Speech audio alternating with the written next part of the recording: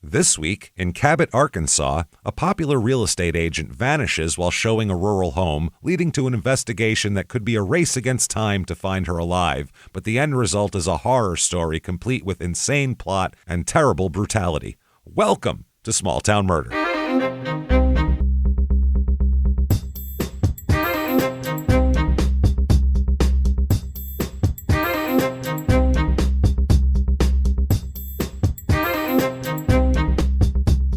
Hello, everybody, and welcome back to Small Town Murder.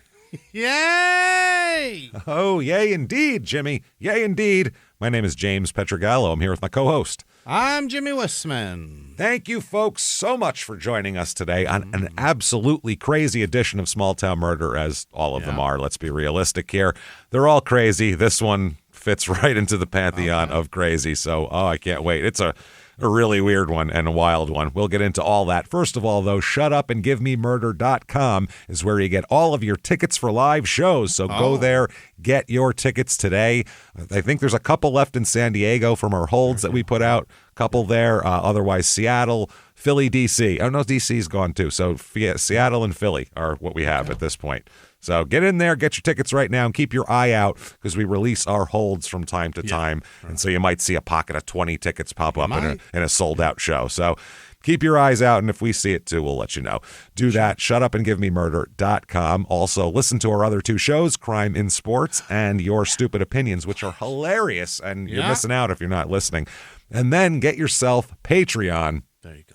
Patreon.com/crimeinsports is where you get all of your bonus material. Yeah. Anybody $5 a month or above, you're going to get a lot of stuff. First of all, hundreds of bonus episodes you've never heard immediately upon subscription. Then new ones every other week, one Crime and Sports, one Small Town Murder, and that always happens, and you get both. You get everything, of course. This week, what you're going to get for Crime and Sports, we're going to talk about gambling in sports since 2018 when it became legal everywhere in the United States, and how many athletes have gotten in trouble gambling since then. It is remarkable. And it's only going to get worse too. You bet. Yeah. Then for Small Town Murder, we're going to do something different. I'm going to give you a choice. Okay. Let me know which one you like better, okay? And we will do not you, them. They're paying, not you. The hell do I care what you like? Sit there and listen to what I tell you. No, I'm just kidding. Okay. Here's what we're going to do. For Small Town Murder, you have a choice of either the history of executions in the United States or Ted Bundy helping catch the Green River Killer. You let me know on, not on Facebook because not everybody goes. Do Instagram. I don't care. At James Petrogallo. Just send me a message and whatever. I'll figure it out, and I'm going to do a little polling of my own, and whichever one you choose, we'll do this week. The next one will be the next one. So I couldn't pick them when you pick. I like them both. That's why I'm having them pick. Yeah, I don't know. So let's go give them a choice. Why not? So we'll do that. And in addition to that, you also get all of the shows, Your Stupid Opinions, Crime and Sports, Small Town Murder, all ad-free as well on Patreon. Oh, great. Yeah, and you can put that RSS feed into whatever player you use, and you can do it that way. It's real nice. And you get a shout-out at the end of the show where Jimmie will mispronounce your name. So it's a deal. You can't beat it. That said, disclaimer time. Look, everybody, it's a comedy show. Yes, it is extremely real. Everything in the show is real. No details are made up for comedic effect or any ridiculous thing like that. It is as real as it gets, and we think the research is as good as it gets. So check it out. There are going to be jokes. We're comedians. That's how this works, and there's a lot of reasons to do that. But what we don't do is we never make fun of the victim or the victim's family. Why, James? Because we're assholes, but we're not scumbags. See how that works? That's how that works. So if you think that true crime and comedy should never go together, you might not like the show, but I'm telling you, we're making fun of murderers and things like that. It's when someone goes, I think I can get away with this crazy murder. All we can do is make fun of it as human beings here. Yeah. So that said, I think it's time, everybody, to sit back, clear the lungs now, and let's all shout, "Shut up and give me murder." Let's do this, everybody. Let's go on a trip, shall we? Yeah. We're going to Arkansas this week here. We are going to Cabot, Arkansas, C-A-B-O-T, Cabot. Yep. This is in central Arkansas, kind of a suburb of Little Rock here. It's about 30 minutes. You said like you're like, yeah, I know the Cabot. Yeah, I lived in Cabot half my life. Yeah, Yeah, my brother lived in Sherwood, and don't know where that is at all. Other places. It's right outside of Little Rock. It's in the area. Yeah, it's the suburbs. This is kind of where we're going to stay. This whole episode's kind of Little Rock suburbs. About 30 minutes outside of Little Rock. About 2 hours to Memphis. Yep. And about an hour and a half to Jonesboro, Arkansas, our last Arkansas episode, Murdering as a Family, which is right. That's nice. You want to do that. You want to stay together in certain things that you do. This is in Lonoke County, Lonoke. I guess that's Lonoke. It could be Lonoke. I'm not sure. What do I know? Area code 501. The motto here for this town in the suburbs of Little Rock, quote, "It's all here." Is it? All of it, Jimmy. All the tornadoes. I know that. Oh, we'll bring up a tornado history of this town. Whenever we do these states, there's a tornado coming up in history. Yeah. This city of Cabot was originally obviously a small settlement around a refueling station on the railroad. That's all it was, really. After it bypassed Austin here. Austin, Arkansas, which, by the way, before it was Austin, it was Oakland, Arkansas. So all the places I've been. Yeah. Next, it's going to be. I don't like to put bumper stickers on my suitcase. What I do is petition the local government to rechange the name. I'm also moving over to Pittsburgh, Arkansas, pretty soon, and I'll be Detroit, Arkansas, when I'm done with that. Yeah. So it first appeared in 1873, and they thought it's named after a railroad executive, which are always the. Right. That's some culture there. Old Cabot. Some dude. It's George Cabot Ward. So they just named it. I don't know why they didn't name it Ward, but that's fine. Right. It was incorporated in 1891. It was the 139th city in Arkansas. Wow, they've got that many? Yeah, they got a lot more, I assume. That was in the 1800s. Counties. Jesus, fuck, they got so many counties. March 29th, 1976, a huge tornado destroyed downtown Cabot. Here we are.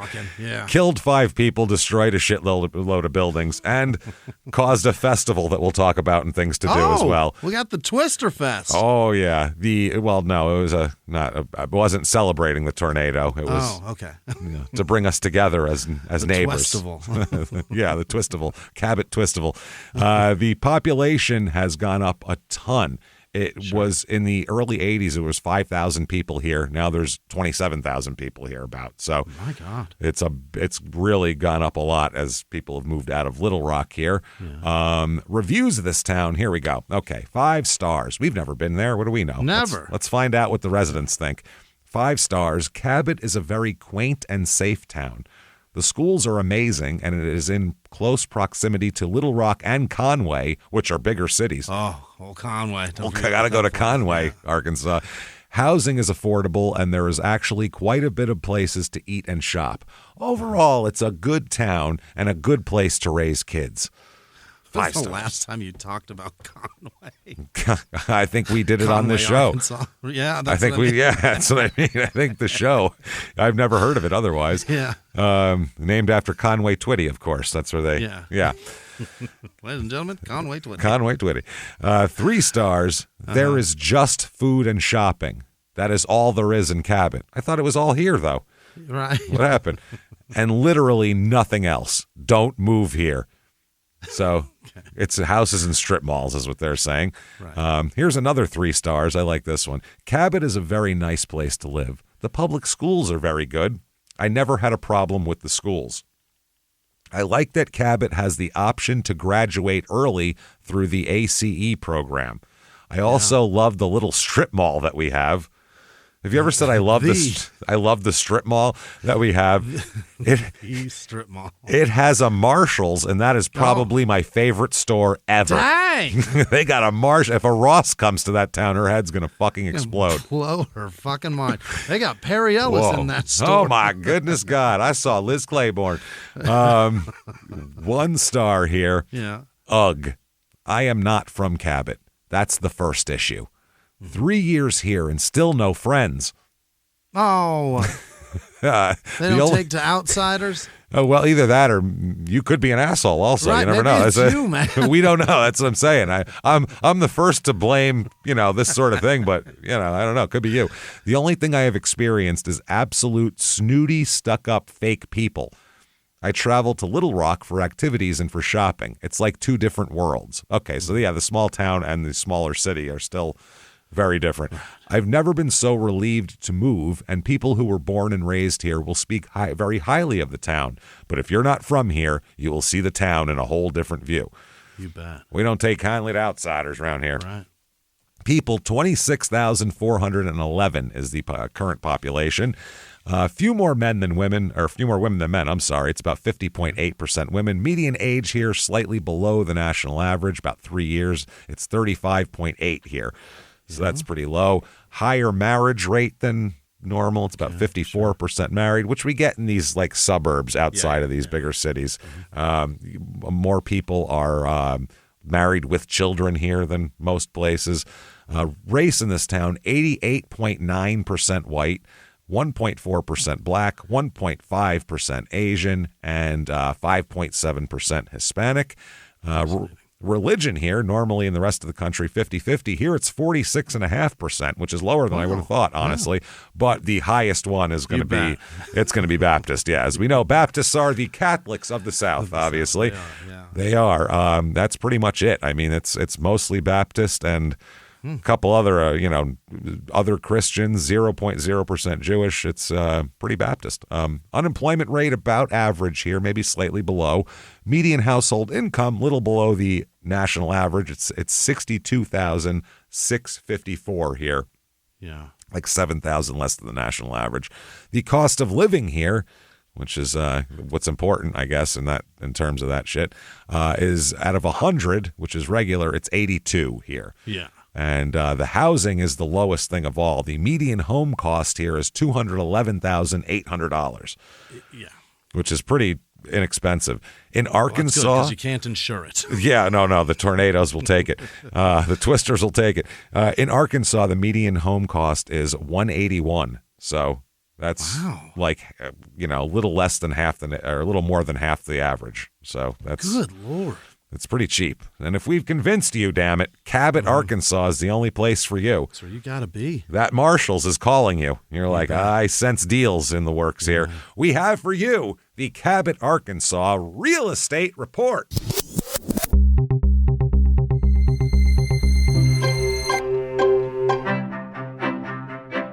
The average two-bedroom rental here goes for about $940 a month. So cheap, much about $300 less than the national average. House number one is a fucking mess. It's the only way to put it. 3-bedroom, 1 bath, 1,074 square feet. It's on about 1 3/4 acres of land, so decent sized land. But I'm going to show you this house right now. Oh, it doesn't look like it's like. No, it looks like a crime scene. It doesn't look like it could be occupied. It's like where you find a body in an abandoned place. It's all fucked up. Look at the inside. It's a mess. Like there's just shit piled everywhere. It's just a disaster. There's not enough room to survive. No, it's not with all that shit in there anyway. Jam all your shit in piles. Man, that is $74,000 for that thing. Steep. I mean, it's almost 2 acres. I guess you're really buying the land. I guess you're buying the land, yeah. And it says that it is a fixer-upper. No shit. You betcha. The metal roof is 3 years old. Is that That'll right? keep you up at night.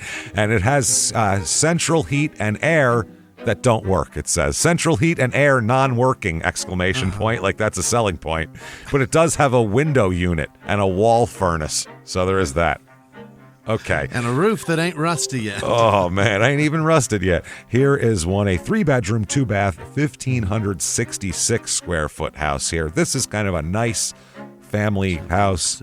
Oh yeah, look kind of flagstone on the outside. Nice, yeah. Inside, flagstone? Or whatever those stones are. I don't think it's flagstone, but other nice wood floors, redone on the inside. Okay. Smaller lot, not going to get the 2 acres here. Yeah, but decently appointed house. But a much nicer house by far. $174,000. Okay. And that just had a yeah, it's probably $100,000 worth of work. That just had a price cut of $15,500 yesterday. So it's and on sale, everybody. Little back, you guys. And then finally, a 5-bedroom, 6-bath T-bowl for each and every beehole, baby. There we go. 5,118 square feet. Now we're talking. Christ. Look at this bad boy.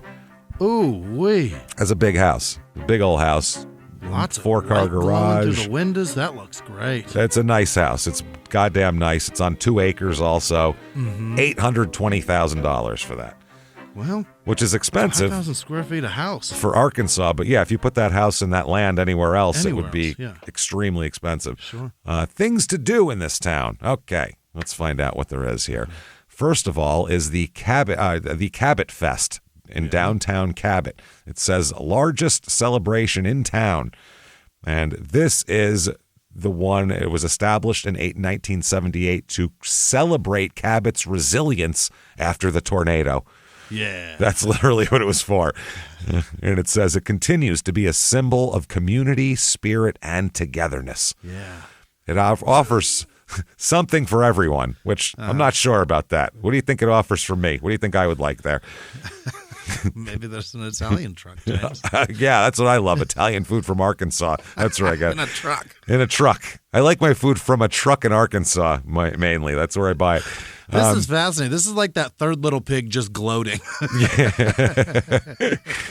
So it says, get ready to groove to live music from talented artists across different genres. No mention of who those people are or even the genres. Town. That scares me. From here. Take a spin on thrilling carnival rides. So let a meth addict operate a ride that came out of a truck for your child. That's perfect. Yeah. Explore the vibrant booths showcasing local crafts and unique finds. So people's handmade shit. Right. So local bands, people's handmade shit, and meth addicts doing a fucking tilt-a-whirl out of a suitcase. Perfect. Right. Excellent. Sounds perfect. Families can enjoy dedicated entertainment zones for the little one, while everyone can test their skills and maybe their stomachs at the legendary... You couldn't guess the next words I'm going to say if I gave you till the end of time. The end of time I could give you. At the legendary cricket spitting contest. Cricket spitting. You spit crickets. Oh, it's not. No, the crickets, you can't make them spit. You spit out crickets and see how, far you can shoot them. If I gave you till the end of time, would you have guessed cricket spitting contest? I mean, eventually at the end of time, I might get it. What the fuck kind of Mad Lib is that? Cricket spitting contest. You'd have to give me a clue. Holy shit. And then finally, Twisted Nightmares Haunted House is also something to do here. Seems to be a big deal. It has good reviews, 4.9 stars out of 134 reviews. We've done those haunted houses on Your Stupid Opinions, and they usually aren't so highly rated here. It's very weird, though, because look at the picture. They have this horrifying-looking clown. Okay, yeah. There. Mouth is closed, and it's got teeth painted on its face, and then they have this one. What the fuck? That's like real Pennywise. But it's just smiley, though. It doesn't even look scary. It looks happy. Oh, it doesn't have shitty teeth. That's just, he's just a smoker. It's like Ronald McDonald's got a cousin who's, a little off. That's what it looks like. It doesn't look like horror or anything. No. But it says this is from a Facebook post in October of 2024 because the Cabot Fest is in October, and obviously they're operating in October. And it says, be out on the lookout tomorrow at Cabot Fest. We are going to be out there handing out a few free admissions and some buy one, get one half-price slips. This will only be valid for tomorrow night, 7 p.m. to 12 a.m. Cabot Fest special. So it's all intertwined, the Cabot Fest and the I love the buy one, haunted house. get one half off. That's funny. I mean, we're not going to, let's not go crazy here. We can't give it away. And it is only tonight from 7 till 12. So if you're at this thing and you decide on the fly, I'm going to go to the haunted house, fine. Half off of one, but you got to buy two. Crime rate in this town, what we are interested in here, property crime is slightly above the national average. All right. And there we go. And then violent crime, murder, rape, robbery, and of course assault, the Mount Rushmore of crime, is about 1/3 beneath the national average. Huh. So a little more property crime than anything else here. That said, let's get right into this because we got a lot of murder to talk about and some weird stuff. Okay, let's start out September. This is a Thursday evening, September 25th, 2014. So not very far. Right. Everything is exactly the same pretty much. You have the same phone and the same social media that you still have the same @ for and everything else. Sure. 9 p.m., okay? Now, there's a man named Carl here, Carl Carter, CC.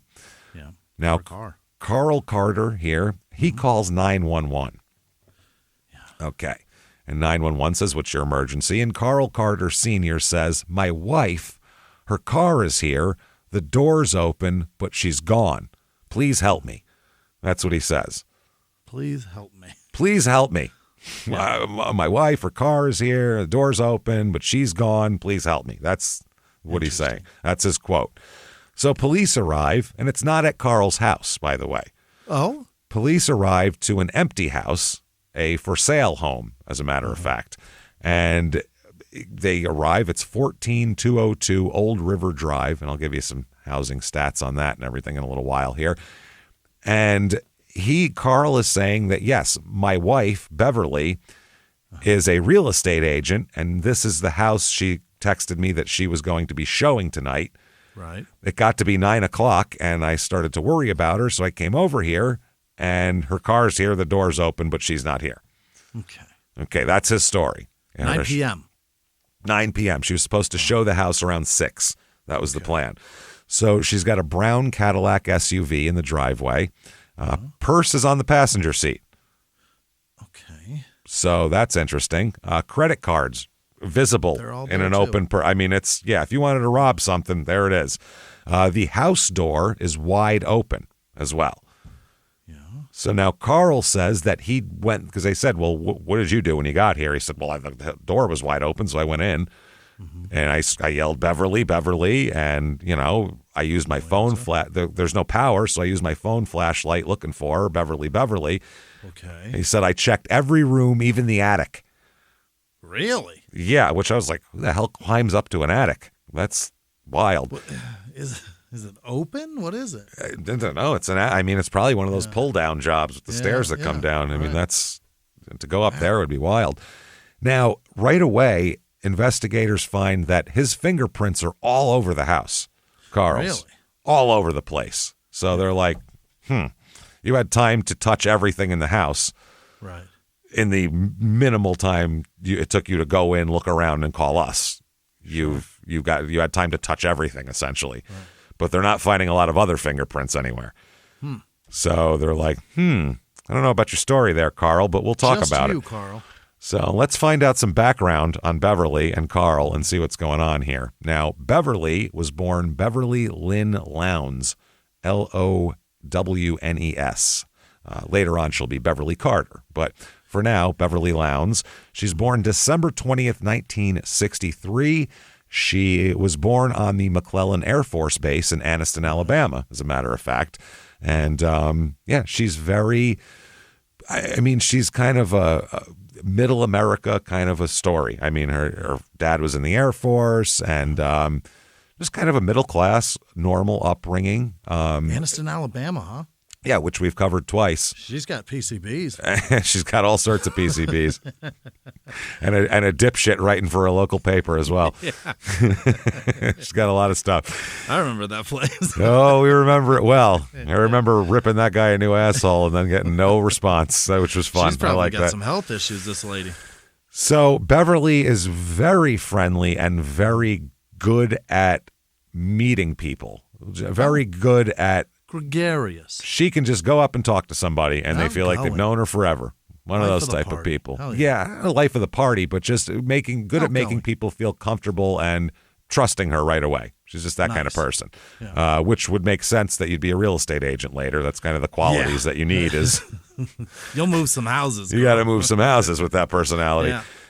I'd be a terrible real estate agent because I'd be like, here it is. They'd be like, well, what about this? I go, you fucking like it or not? I don't know. What do you want me to change it? That's what it is. This is the house. Do you like it or not? You said you wanted these things. This house has them. This is house has. No, you're buying this fucking house. I've had it with you.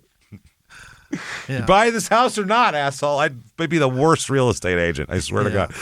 So by 16, she got a teenage job and she worked at the Dairy Bar in Texas, which is a ice cream and hamburger stand. Got it. Essentially. Yeah. So, and this is in, like 1972. So you got to, put it back that time period. So she's, just selling burgers and shit here. Sure. That's when she meets old Carl Carter, swaggering in, looking for a burger here. He's 3 years older than her and is a construction worker. Oh. So a 19-year-old construction worker is going to the hamburger shop going, I'm going to get me that teenage girl right there. He's apparently a charming guy.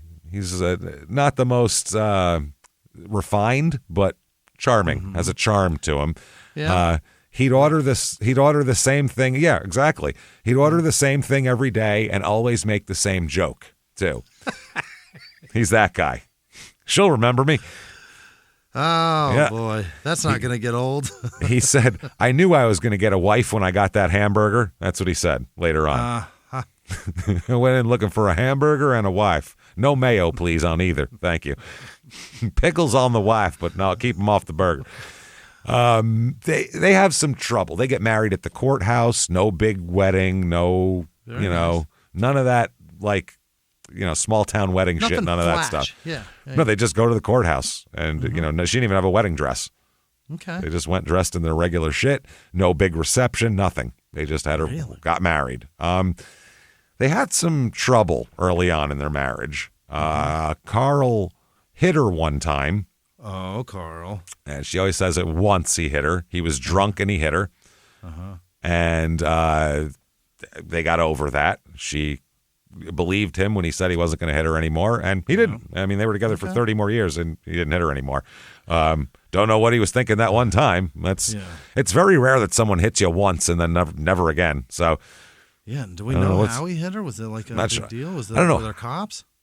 I guess. Yeah, I don't know how drunk he was exactly, too. I mean, I don't know if he was stumbling drunk or what. It's not that that's an excuse, but I'm just saying I don't know what would make him do it once and not 20 more times is all I was getting at. Maybe he swung at something on accident. Or who the hell knows? Accident? You don't know. Who knows? We don't have no idea.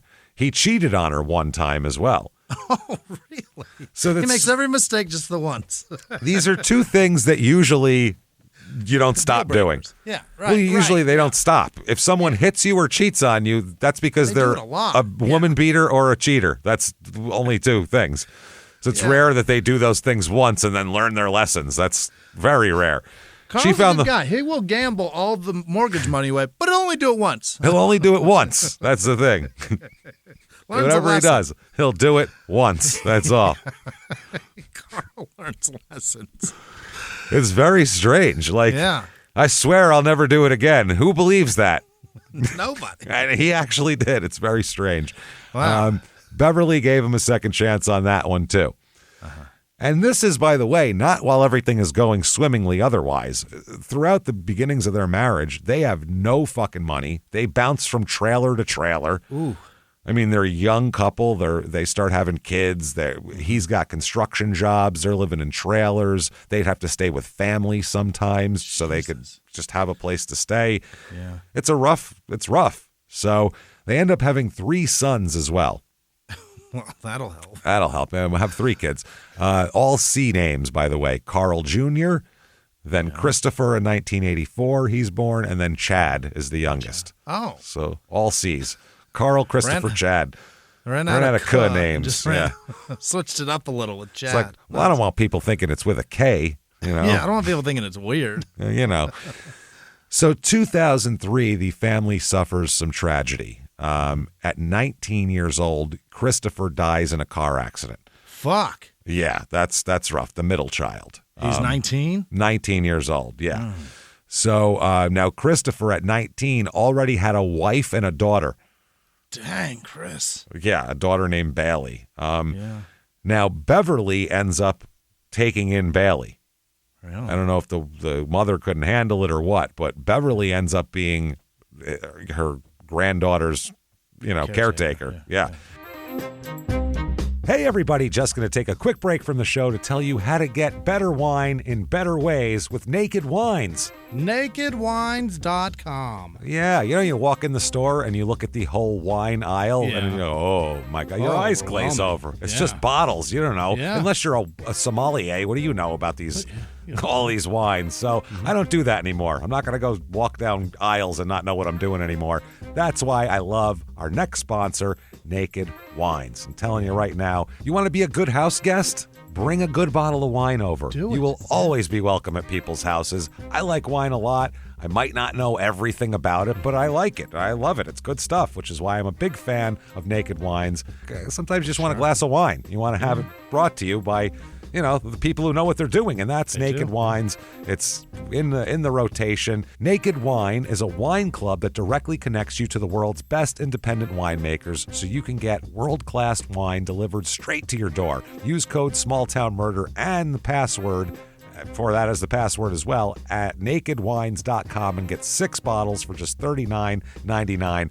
I got a bunch of Pinot Noirs because that's my jam, and I got some really nice Willamette Valley Pinot Noirs. Yeah. I love the selection they sent me. You liked your cabs, I know, because I so good. Had some over at your house there. It's really, really good. You should do it. Naked Wines brings you amazing wine straight from the winery at up to 60% less than you would pay in a store. They cut out the costs like the middleman markups and all that kind of thing. Let the winemakers pass these savings on to you. Naked Wines has been around for 15 years and backs over 90 independent winemakers around the world who make the wine you love to drink. Now is the time to join the Naked Wines community. Head to nakedwines.com/smalltownmurder, enter voucher, and just put our code SmallTownMurder for both the code and the password for 6 bottles of wine for just $39.99 with shipping included. That's $100 off your first 6 bottles at nakedwines.com/smalltownmurder and use the code and password SmallTownMurder for 6 bottles of wine for $39.99. Now back to the show. Raised her up. All of her friends say that messed her up a bit, her kid getting killed in a car accident, which it would mess anybody up. Yeah. But she wouldn't let it hold her down type of thing. She was going to try to keep progressing in life and all that. Yeah. Now, in the early 2000s, she gets her real estate license. She decides maybe that's something I could get into. As the kids are getting older, a lot of women, like in their 40s, where their kids are getting older, they go into real estate. Yeah, they can make their own schedule, and it works very well. And you can make some money. My stepmother did that in the early 2000s, and she did very well for a while. So she gets her license. It's hard to start, apparently, in real estate. It's not easy to start because you don't have clients. People got to know who to call, and you use who you used last time usually. She was cold calling at first. I mean, that's, you want to buy a house? No? Yeah. Okay. Hello? You want to buy a house? No? Okay. Carl, that's you rough. Make dinner, I'm only in the AT part. In the market? I got a long way to go. Anybody in the market there for a house? No? Okay. That's so crazy.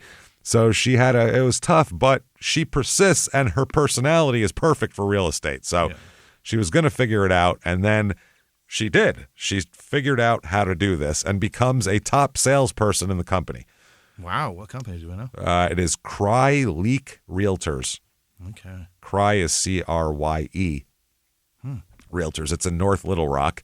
And she becomes a top salesperson for them. Top 10 in her office. Top 5 in Arkansas at one point. Wow. She once sold $12 million in inventory in a single year, which in Arkansas is like 4,000 houses. That's like the state capital. Yeah. It's like 3 houses in L.A. or 150,000 in Arkansas. One or the two, but that's what she makes. All of Conway. It's pretty much. But she is known for big smile, big laugh. When you see her real estate picture, you're like, that's a real estate agent lady. Absolutely. One of her coworkers said she had a big goofy laugh that just made you smile. Billboards all over the highway with her face smiling down on them. She's that real estate agent that everyone in town knows who she is because they know about her billboards. They're all over the highways. Now, by 2014, she's 50 years old at this point, and she decided to make herself over. Oh. I don't know if this was to feel good or for her job or whatever it was, but she said, I got to look better on those billboards, man. Yeah? She lost 60 pounds. Wow. At 50, that's not easy either. No. That's tough. It's dangerous. She called a mommy makeover. Got a tummy tuck, got some cosmetic surgery, get the bags under the eyes fixed, whatever, all that shit. So she got the whole deal. She started training for marathons at 50. She's gonna run. Well, her and Carl would go traveling. They renewed their vows, and they had a big wedding and a reception with all their friends because they couldn't afford it when they were 18. So I mean, she is reinventing herself, man. Good for ladies in her middle-aged life. And everybody's just like, you go get it, girl. A guy does this, and it's like, oh, how douchebag. pathetic. Look at him. You fucking worried you're going to die? What's the matter? Where is that from? That's from something. What are you worried you're going to die? I don't know. I think it's maybe Burr. I'm not sure. It's funny though. What's your problem? Why are you so concerned with your mortality, you fucking dork? No, never mind health stuff. Guys aren't allowed to do anything cosmetic to look any better. God, no. Nothing. I mean, nothing. We're not allowed to do anything. It's like, look at you, loser. What's the matter? You don't like being a fat, fucking, ugly shit? What the fuck, loser? What's your problem? Pussy. They're like, what are you talking about? I can't look better? No. But it makes me feel better. What do you fucking have feelings, you pussy? What the fuck? Who cares what you think? That's why are you so scared? Yeah. That's it. But we go, that's good for you. You go, girl. And it is good for her. I'm happy for her. But we should be able to do it too, is what I'm saying. Really. Yeah. Tell them who runs their life. Show them. Whatever. We should be able to do it too. That's all I mean. I don't want them to not be able to. Yeah, I just would like us to be able to, maybe do things. I want to benefit too. Yeah. So Thursday, September 25th, 2014. Okay. Yeah. Beverly starts out her day very well. Remember, this is the day we started at 9 o'clock at night. Right. Yeah. Beverly that morning wins $50 in an office contest. All right. I don't know what that. Not sure why, but she liked it. She won it. She was laughing, and she said, "Maybe I'll frame it. My first earned money that isn't commission." Oh, she was joking. Yeah, first money I've ever got. It's not. I didn't have to earn. So that day, she helped a younger agent with a client that was kind of a pain in the ass. Kind of help guide her through the process. One of her coworkers forgot their lunch, so she shared her lunch with them. Oh, very nice lady. She texted Carl that day, "Having a great day, love you," with exclamation points. Not bad. They've been together like 35 years. That's pretty good. Not bad. Yeah. Communication of affection. That's nice. Not bad. Exclamation points after 35 years is pretty impressive. Exclamation affection. That's nice. Not even "I love you ... like now I'm gonna die" or whatever. It's "I love you" and I do.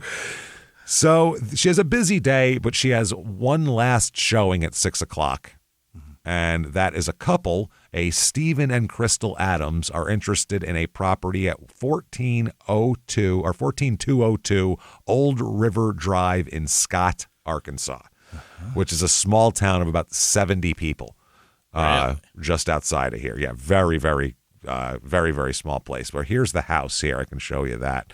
It's a big house, nice house. Oh, that's interesting. Yeah, that's those attic window things, coming off the front of it. Yeah, exactly.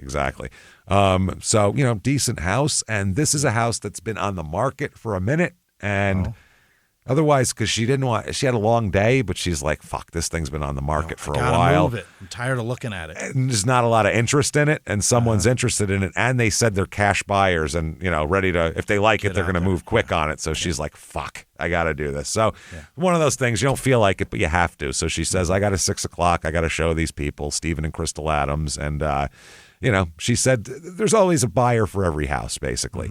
And this house, she staged it herself. She spent her own money on flowers and shit like that. And like she was really trying to sell this goddamn house. Up front, hell yeah.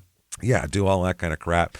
So Beverly calls Carl here that day, and she said, "Hey, honey, I've got one more showing. That couple I mentioned, the Adams, the house on Old River Drive.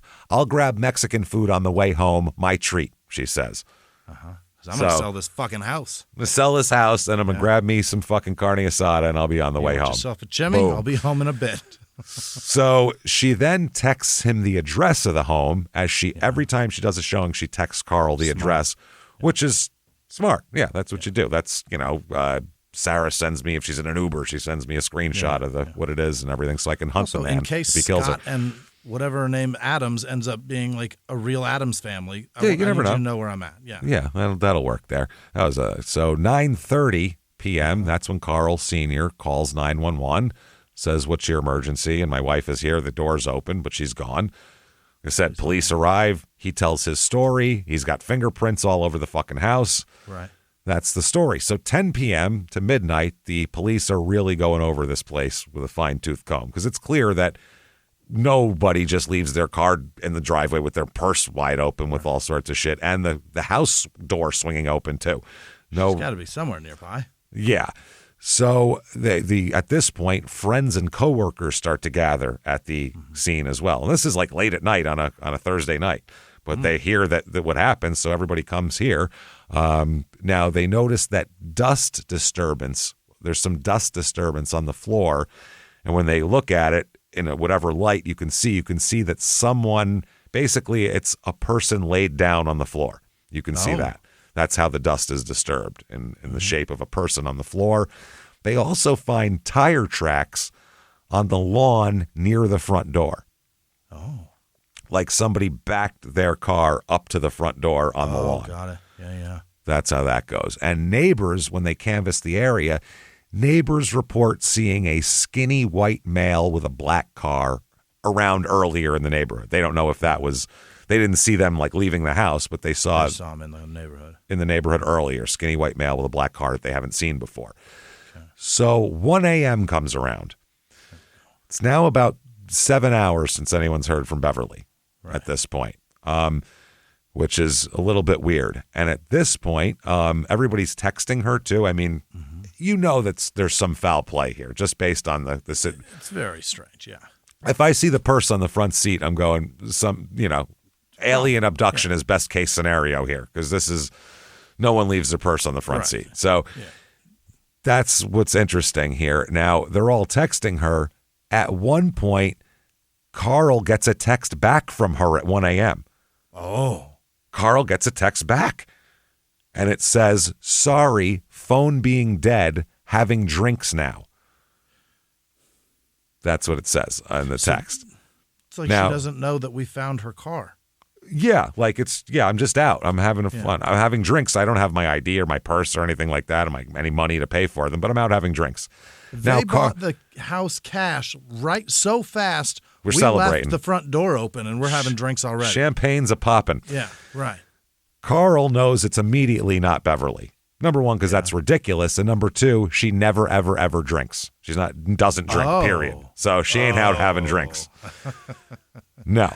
And also, sorry phone being dead is a weird thing to say. Sorry phone being dead. It's not her, obviously. Right. Yeah. One of Beverly's coworkers also texted her a little bit earlier, "Did you leave that red folder on my desk?"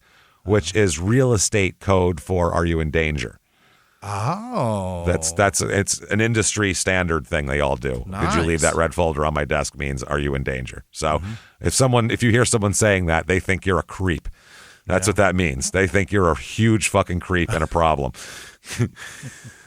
So there's no response that this person got. So the only one text has been replied to, and that's at 1 a.m., and that's "Sorry, phone being dead, having drinks now." Okay. And like I said, Carl knows that Beverly never, ever, ever drinks. So there's something amiss here. So by the next morning, this is the biggest story in Arkansas. Can't be any bigger. Yeah. Huge because everyone knows her face. She is... all they have to say is Beverly Carter and they show the billboards. And they go, shit, everyone knows who she is. So that's a good thing in one way, where if a missing person where everyone knows what she looks like, that's pretty helpful. You don't need to really distribute flyers. Just go, look up there. Yeah. See that fucking 10-foot tall picture of that blonde lady? That's who we're looking for. Remember when the Empire Glass guy got murdered in Phoenix? That was crazy. Yes, that was wild. So it's a big story, flyers and TV. It's on social media. Hashtag Find Beverly trends. It's a big deal. by that morning, there are over 200 volunteers doing search parties that morning. I mean, it's wild. Real estate offices across the area are closed down that day, and their employees come to help look for Beverly. They closed ranks. Yeah. Well, this is, I mean, if there's somebody out there kidnapping a real estate agent, what are you going to do? Go show houses today? That's crazy. Right. You know? That's a great point. Yeah, fuck that. We got to find this shit. Yeah. So all of these volunteers gathered to search by foot. They got ATVs everywhere in the area, just scouring. They questioned residents to see if anybody has seen anything, just anything you can do. So a lot of volunteers gathered at the Stone Links Golf Course in North Little Rock. They figured that would be the starting point before they would split into groups to get basically going closer to the area of that home. Closing in from like her office to that home, somewhere in there, and seeing if that's part of it. One of the realtors who works with Beverly, he coordinated the effort, David Goldstein, and he set up a grid of the area to develop a plan to search everything we possibly can, he said. Right. He said, we expect we will get information today. My expectation is to find Beverly and to find her okay, but time is of the essence. So I don't know what evidence he's basing that on, that I feel like we're going to find her. She'll be okay, but, well, that she'll be okay. In the first 48, no one's ever okay. Oh, right. Great point. Yeah. It's the first 48 because someone wasn't okay.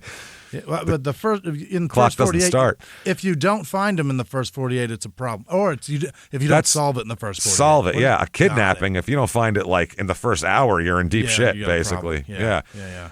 So, man, it's why now Carl is also there too.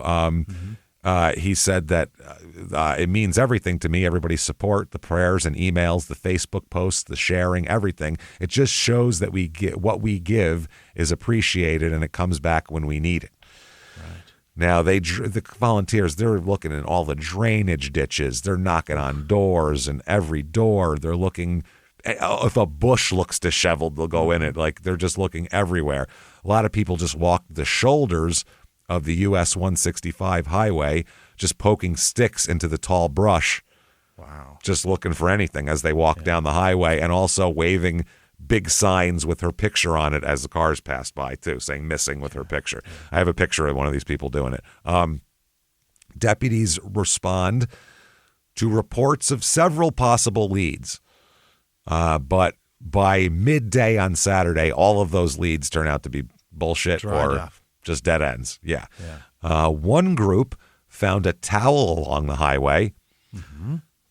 Could be from anybody. Could have flown out a window out of the back of a pickup truck. They don't know. Oh, that happens all the time. Another saw tracks in a field that looked fresh. Again, you're in rural Arkansas. Anybody could have taken their ATV out there or a truck brand new to go. Tire tracks, officer. I mean, people drive off the road in Arkansas quite a bit, so that's not that weird. But they're looking for any little thing here.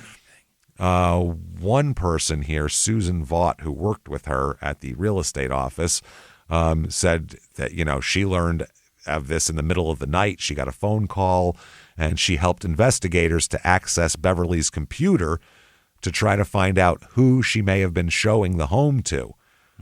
They're looking at it on a digital front too, and they're looking at tire tracks and everything. She said it's just on and on and on, trying to find clues. We're just trying to find clues. Somebody's going to find her alive. That's the only call we want. It's the only one. It's the only one. Judging by the name of the show, I don't know if this lady's going to get what she wants. Let's just say that. I got news for her. It's going to be a tough one. Somebody's not going to end up with No, someoone's going to die. We don't know if it's Beverly, but somebody's dying. In a bag. Now, the real estate community within 24 hours immediately start changing all of their practices in the Little Rock area. Oh. They start using the buddy system. Going to a house alone to show it to anybody. Bring another agent with you. Offices now through the area require preliminary meetings before showings. You can't just call and say, I want to go look at that house, and they go, okay, I'll meet you there. You got to go down to the office and fucking talk to them. They got to get a copy of your driver's license and all that kind of shit. And then they'll send you out with 2 real estate agents. Sure. And also self-defense classes in the area, enrollment surged 300% by Saturday afternoon. Isn't that fascinating? That human nature is wild. We're door very locks, reactionary. Guns, and we start learning how to fight. We're reactionary. Yeah. That's all it about is. everything. About It's anything crazy. and everything. Yeah, we're totally reactionary. And this is fascinating, too. It's like if you're going to kill one real estate agent, now you have to kill two. Well, yeah. Well, maybe that's that guy. Yeah. Yeah, maybe that's a way of getting. I mean, how else do you get, like, pretty well made up women into an empty house with you if you're a creep? Yeah. That's a way to do it, I guess. Sure enough. So here's one thing they look at is, was Beverly messing around? Did she have something going on the side? Got a little affair going. Who knows? You know what I mean? So one of the investigators told one of her friends, Brenda Rhodes, basically is what happened with Beverly. Is she seeing anybody on the side? Is she doing this? And this person was like, no, absolutely not. Chance. No, Beverly is what you see is what you get. And this investigator said, everybody has a secret life. And her friend said, if you knew Beverly, she was an open book. Okay. No secret lights, no secret life. And it's confirmed by the investigation. They find no dating sites, no deleted history, no secret life. Just a lady that goes to work, sells houses, and comes home to her husband. That's it. That's all she does. That officer was befuddled. He's like, well, I got to stop doing that secret life. Yeah, Jesus. Fuck. I think I just told on myself. This isn't good. Everybody has a secret life. Like, Yeah, not everybody this one. Well, I'm going to stop being an asshole now. Is it just me? Do I have a secret life? I've been telling my wife that for years, and she, it's been working out. I don't understand it. Yeah. Holy shit, that's funny. So all through Saturday, Friday into Saturday, it is just hundreds of real estate agents and cops combing the fields and combing Arkansas, looking at tire tracks and trying to find anything, and they have no idea where she is. None. Wow. Sunday morning comes around. This is day 3 of missing now. This is the whole weekend. This is bad. This is when investigators get a break in the case. A little break here. They're working on the digital end of it, not on the, if this was 1975, they'd have no fucking idea. It'd be Nothing. over. Yeah. They'd have no idea. But nowadays, though, with the digital trail, they find the names Stephen and Crystal Adams that lead to a Text Me account, which is an app, okay? Now, it's an anonymous, it's like WhatsApp, basically. It's an anonymous messaging service. Now, but they still keep records, though. Even though it's anonymous, they keep records. So this trail leads to a phone. Yes. Under the phone, the person who owns the phone is named Crystal Lowry. Oh, now, remember, it was Stephen and Crystal Adams was the couple. Crystal Lowry. So they determined through these records that Beverly placed a phone call at 3:58 p.m. on September 25th, to phone number 914, which is New York area code. That is upstate New York area code 914. It used to be Poughkeepsie's area code. 914-206-1776 for approximately 15 minutes and 45 seconds. So she had a long call. Yeah. It's a long call talking about real estate shit. How many bathrooms you need? Yep. Mm-hmm. Yeah, what's that? What's this? So the investigators determined that the phone number, 914-206-1776, returned to Text Me Inc. So that's not a phone number that's from an actual phone. That is like an anonymous one, basically. Right. Now, Text Me Inc. is a texting and phone application that provides users with free text and voice messages, assigning them a unique phone number. So it's like getting an IP address. Like a Google number, yeah. Yeah. So an exigent circumstances request was placed with Text Me Inc., and they provided a report detailing that the actual cell phone number, see, they thought anonymous meant anonymous. These people didn't realize that meant, that meant with a fucking subpoena, nothing's anonymous. So they said that phone number, the 914 number, was in fact 501-687-3833. Which belonged to Crystal Lowry of 165 Randall Drive in Jacksonville, Arkansas.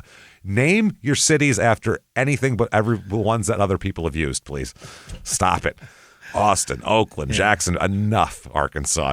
Okay, further looking into this shows that Beverly Carter's phone records revealed she and whoever the person using 501-687-3833 communicated via text messages, and that she and the person using that number communicated through text messages numerous times.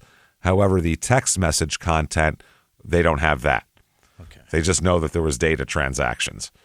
So they also determined that Crystal Lowry has a husband named Aaron Lewis, and together they have a 2014 black Ford Fusion registered to them.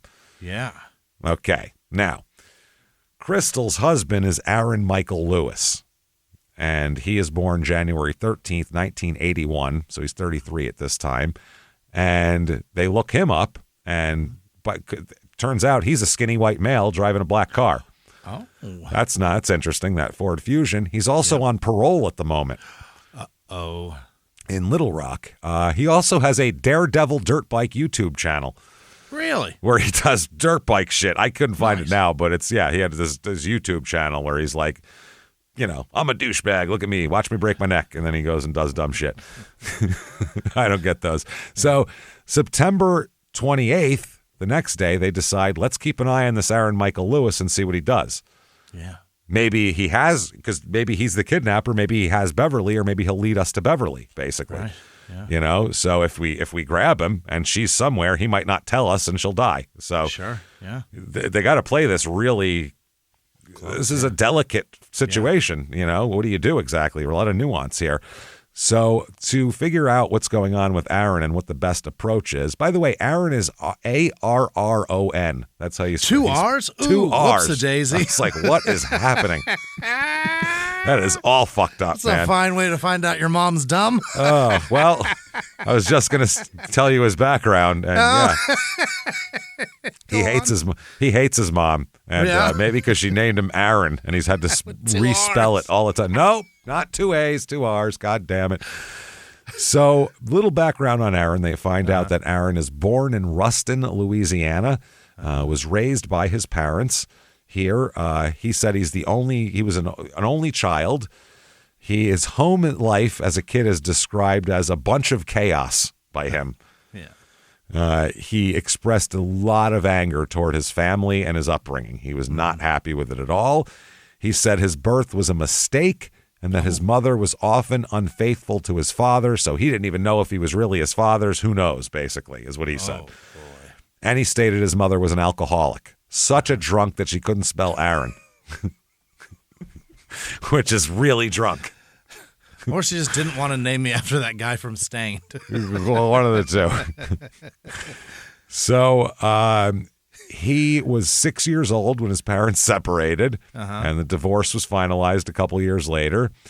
He went back and forth between his parents throughout childhood. They just kind of passed him back and forth. When he was becoming too much to deal with, somebody else would take him, which is not great for a kid. Not good stability at all here. No. He described himself as an asset to them, basically. Not like, they need me because I'm an asset like a piece of property, a piece of something that they'd pass back and forth. Right, that somebody pays for, and that's the reason that they have me. He said, whoever had me got a check from the other person. Yeah. That's what it was. He said, when my needs overwhelmed the check, they would have to cut their losses. And they go back, and then they'd send him back and forth. Yeah. He would never, as we'll talk about, he's had plenty of criminal interactions with police and in prisons. He would never, ever answer any questions about whether he was sexually abused during childhood. Wouldn't ever answer the questions, which tells me that he was probably sexually abused during childhood. The only reason to not is because of right? Why? If you ask someone who hasn't been abused, hey, were you abused during childhood? They'd go, no. No, why? They wouldn't go, I'm not telling. Right. Who would say that? That'd be a crazy thing to say. I don't want to get anybody in trouble. Yeah. Hey, everybody, just going to take a quick break from the show to tell you about Live It Up. Oh, let's liveit.com. Absolutely. Hey, moms out there. Yeah. You guys, neither of us, but you guys, moms. You know. You do everything for everybody. All these people. and somehow you let your own wellness get knocked to the bottom of the list of things you need to do. Can't do that. That's where Live It Up Super Greens come in. It's a daily habit that actually works. No hassle, no fuss, just scoop, mix, and go. Whether you're tackling school drop-off, conference calls, or the laundry mountain, this is one easy way to win. It supports digestion, energy, and immune health in just 30 seconds. Live It Up Super Greens is an all-natural blend of over 20 superfoods formulated with organic vegetables, probiotics, digestive enzymes, and naturally derived ingredients. Just one scoop a day can promote gut health, support your immune system, and give you that feel-good energy you can count on. It's designed by nutritionists, third-party tested for purity, and made easy on your stomach. No grassy taste or chalky texture. You don't want that. You mix it in water, milk, or a smoothie. Make it a healthy habit you'll look forward to. You'll never believe a green drink could taste so good. Right. If you haven't mixed Super Greens into your routine, Live It Up is a must-add. It tastes so much better than the others, and it's way more affordable. We'll help you out with that. Live It Up Super Greens offers premium quality without the premium price. It's one of the most affordable ways to support your daily health, and because it's free from sugar, dairy, gluten, and anything artificial, it's something you can feel good about taking every day. You're juggling kids, you're juggling work, you're trying to feel a little more like yourself. Live It Up Super Greens are a small step that makes a big difference. Live It Up is offering you 15% off your first order, including subscriptions, with the code SmallTownMurder. Plus, shipping's always free. Head to letsliveitup.com/smalltownmurder and use code SmallTownMurder for 15% off your first Super Greens order. These statements have not been evaluated by the FDA. This product is not intended to diagnose, treat, cure, or prevent any disease. Now back to the show. He did say this, though. Quote, I believe both my parents deserve to die for how they brought me up. They were shit parents. Holy fuck. Deserve to die. I mean, my parents were shit too, but they don't deserve to die. You know, I mean, they were just kind of uninterested. That's all. I wasn't. I'm sure he had it worse too, from what it sounds like. He said his parents never engaged in activities with him or brought him anywhere. Oh, no, it's sounding familiar. Deserve to die. He described just constant instability throughout his childhood. He mentioned at one point his parents owned 20 acres of land and a single-wide mobile home on the land before they divorced. That was the old homestead that was coming up. At least there was acreage. There's acreage. There was room for a house, there was no house. He indicated at one point he was taken away, and he moved with his father to Texas at one point after he got taken away from his mother. He said, though, they returned to Arkansas, not Alaska, several months later. So he went to Texas with his dad. That didn't work out. They came back. He said he was 8 years old when his father remarried, and he got a stepmother. Nice. He said his stepmother was all right at first, but then it started to deteriorate, their relationship, when she attempted to, quote, assert herself as an authority figure. Fuck. That he was living with them. So, I mean, that's tough. That's such a really difficult role to play. Yeah, it's such a hard role to play of what's too much, what's not enough. You don't want to ignore the kid. Are tough to find. Holy shit. It's hard. And stepdad's the same way. Yeah. It's such a hard fucking role to fill because it's not defined really by anything. And the initial involvement is I'm here as support for your father, but I'm your friend. And then it turns into I'm not your friend, take out the fucking trash. And then exactly, now it sucks. because after a while, it's you're more of a parental thing. It's really hard. It's a tough role to play. It's difficult. So I admire anybody that does it well. It's hard. It's not fucking easy at all. No. He said that he just didn't fit in to his stepmother's parenting style because it was so different from his father, who was so laid back. In other words, didn't give a shit at all, is really what he means to say. He said he recalled he lived with his grandparents in Tennessee for some amount of time in the third grade. And then his mother signed him out of school and brought him to Texas to live with her. So he went to live with, but it's not even custodial kidnapping because she still has custody. Okay. He was just living with his grandparents because who knows why. So now he's been back and forth with his dad and back in Texas and Tennessee and then moving. It's a lot of drama for a kid here. Yeah. Then a little while later, after his mom took him to Texas, his mother returned to Louisiana and left him in the care of her boyfriend. of her boyfriend. Oh, boy. Not his stepfather, not his real father. Not her husband. Not her husband, her boyfriend. Oof. She said, I'm going to Louisiana. Watch this, will you? And then handed him over. So he called his father up because he didn't know what else to do, and his father came and got him. So then he went back to Tennessee. Okay, so this is the time he said that's when behavioral problems started coming about in his life, is around now. And he had behavioral problems beginning during elementary school, which is pretty much right when this is all happening. Which I don't know how you wouldn't have behavioral problems in school with all this. It would be impossible. Right. Yeah. That would be a really broken child who would just still be like, I mean, that's a kid who's just a spirit completely broken. If they and will just do whatever he's told. Yeah. If they have no acting out, they're dead inside at this point. So he had all of this. He would get there's a lot of small things at first, disrespecting the teachers and, shit that kids do. He wasn't like burning down the classroom or anything like that.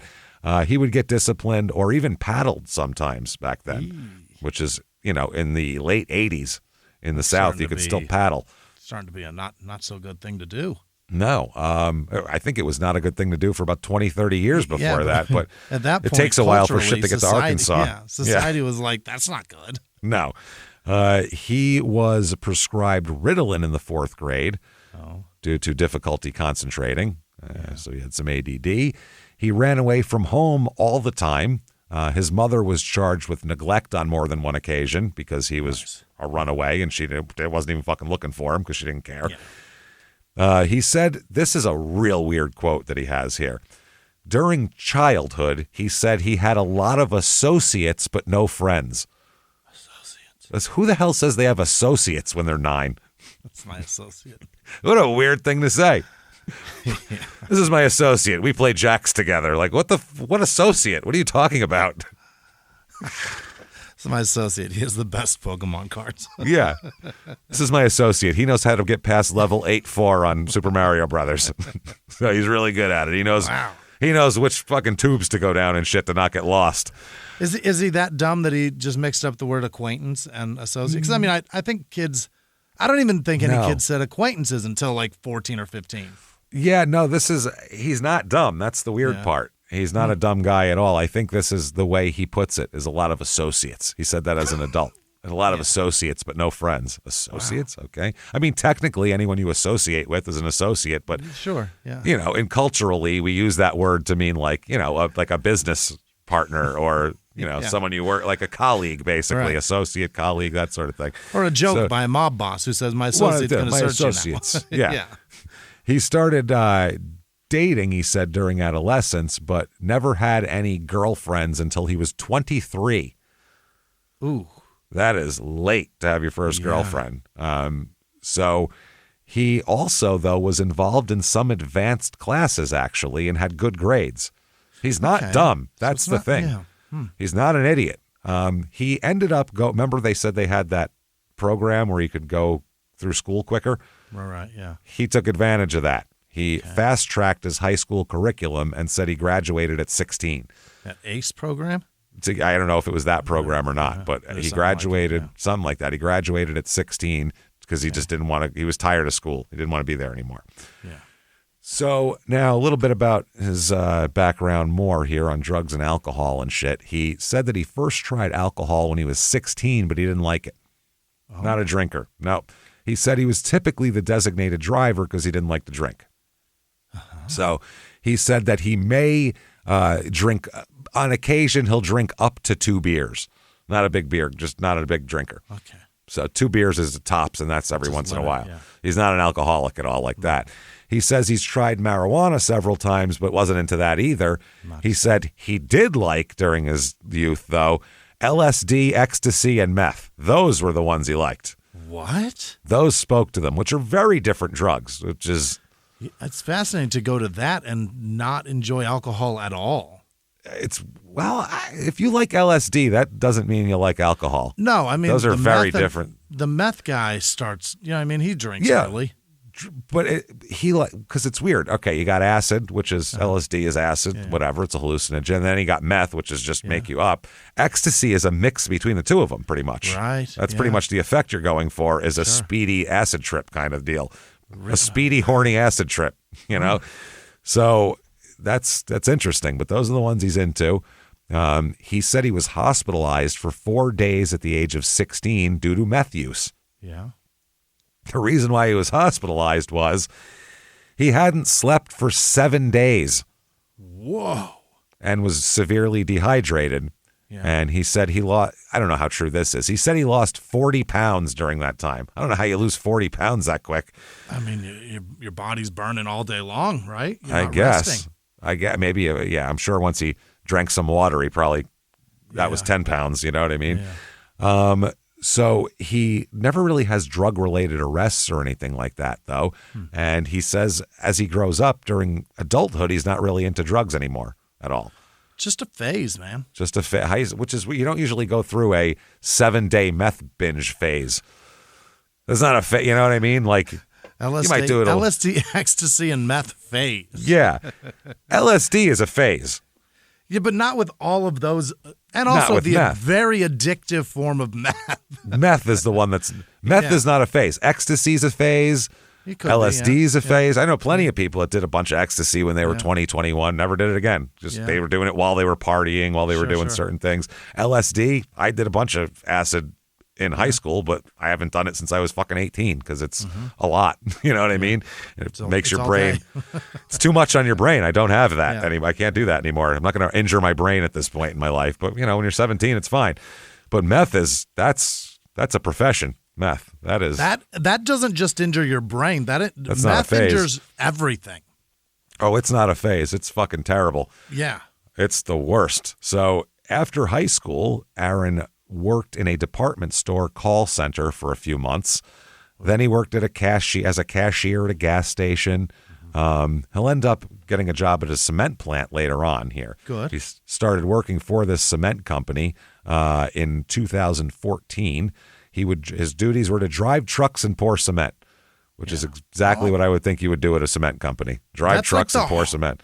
The hardest part of the cement job, though. Yeah, that's bottom rung. Yeah. When you first get in. Yeah, that's him. He has no experience, no education. Drive this here and pour it, motherfucker. Yeah. That's like $20 an hour. That's a good job. That's good. Yeah, you'll make a living. That's good. It's just a hard job. Gig.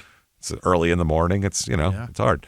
So he was fired because he refused to drive a truck that was not operating correctly, he said. The truck was messed up. They wanted me to drive it anyway.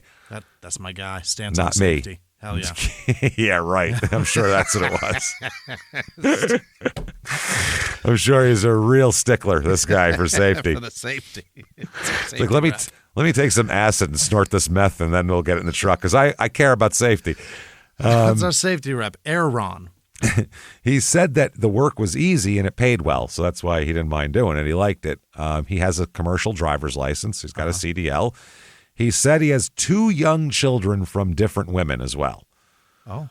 So he's got, somewhere along the line, he implanted a couple of seeds in a couple of people and has 2 kids that he obviously has nothing to fucking do with, which is probably better off for the kids, if I'm being honest here. Certainly. He said that he moved to Arkansas and married the mother of his second child for, quote, several months in 2011. I really gave it as much of a shot as I could. I was there for several months. Like, it was several. Like, I really, really tried my best. 10, 11 weeks, something like that. Something like that. He said that they only married because, quote, I was going on the run and he wanted his son to have his last name. Oh. Yeah. His wife filed for divorce when he ended up going to prison, which we'll talk about why he went to prison.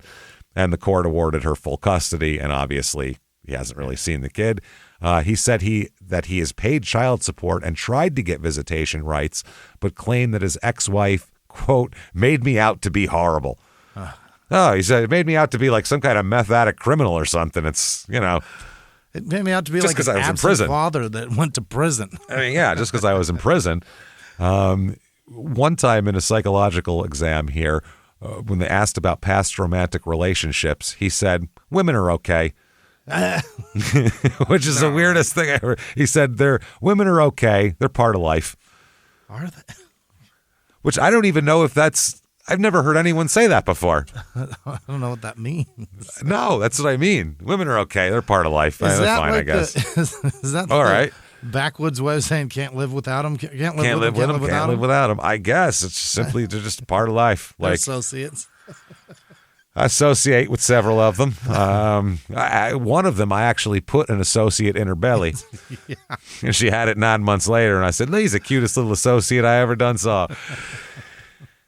He also said, I've never seen a woman that could handle a breakup. It's better to keep things casual. So he said, you get in with them, then you break up with them. They get all upset about it. You just keep it casual, and then you never get into a relationship. Interesting. So to go along with his staunch record of casual dating, he married Crystal Lowry in 2014 in April. Attaboy. Yeah. To keep it casual. Keep it cash. They knew each other for about 5 months, which is great decisions. Yeah. Great decisions. This happened they married in April of 2014. This is September of 2014. All this stuff is happening. Holy. So, he said that he married her in attempts to gain visitation rights with his second son. He said that he thought a marriage would look good for the court because Crystal Lowry also had a child. So it's like, look, we have this nice house with a kid and like it's our own little nuclear family. So you can bring this one in too. He said that he didn't have a close relationship with Crystal's daughter and really never talked to her. So good stepdad. Excellent. I don't give a fuck about that kid. Just trying to use her to get to mine. That's it.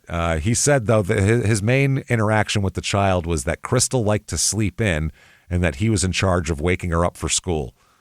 Mm-hmm. He, by the way, during a psych exam, which I don't recommend this at all if you're looking to be seen as sane, he laughed out loud as he explained that sometimes he would throw a glass of water on his stepdaughter if she didn't wake up immediately. Thought that was hilarious. So funny. I know that's an old school thing. Don't say it. Tell a psychiatrist that you're doing that, laughing while you're doing it. That is, they're going to go, oh, that's you do it all the time. They're going to start writing something down at that point. I guarantee fucking to you. Yeah, you're going to some scribbling. There's going to be some jotting at that point. You might hear the eyebrows go up. You're going to hear a lot. It's going to be a reaction for sure. Yeah. Now, he doesn't have a relationship with either of his parents, hadn't spoken to them since 2011. When he indicated that he contacted his father when his first son was born, but his father said, I don't care, and didn't come visit him or see the son. So he said that was it. And he said that his mother recently became a, quote, Christian fanatic. And he finds it overwhelming to be around her because, quote, she just tries to talk to everyone about Jesus. Oh, boy. She's a complete disaster and an alcoholic, so that you can either be that or this. That's it at that point. She's one of those people. Some people cannot be, but some people can either be one form of annoying asshole or another form of annoying asshole. They can't just be regular people. A little bit of an asshole about it, several things. Yeah, don't drink and ask someone if they saw the football game Sunday. You can't just do that. You know what I mean? It's one or the other. Yeah. So, it's a little bit about his criminal history. He was truant from school all the time and would run away all the time. Yeah. He was first arrested at the age of 17 for robbing a bank. That's his first crime. Oh, wow. His first arrest is bank robbery. Fascinating. That is at 17, where he was sentenced to prison for 6 years for that. Good. Wow, 6 He got did 6 years. Bad in there, yeah. He robbed a fucking bank. You can't do that. That's crazy. That's. He might have had a weapon already, too. Yeah, there had to be an aggravator to it. That's crazy. So he is released after a while, but then he's arrested again on federal charges for interstate commerce of stolen vehicles. Oh, boy. So he's got a stolen car ring. He was incarcerated in Kansas City. He says, by the way, that when he was talking to a psychiatrist, he laughed as he recalled being broadcasted on the news about him. He was like, it was funny. There I was up on the TV. He gets released from that and fled the state, even though he's not supposed to leave, fled the state on a stolen motorcycle. That's the most... Picture him, pocket full of meth, stolen motorcycle, fleeing the state. Like, that's the most... On probation. Parole, not even probation. Yeah, That's the most fucking trash thing you could do, is flee the state on a motorcycle with a pocket full of meth as you Stolen. It's a stolen motorcycle. Yeah. That's the important part. It's stolen. Somebody else's motorcycle. Yeah, not the motorcycle itself. The fact that you stole a motorcycle. Right.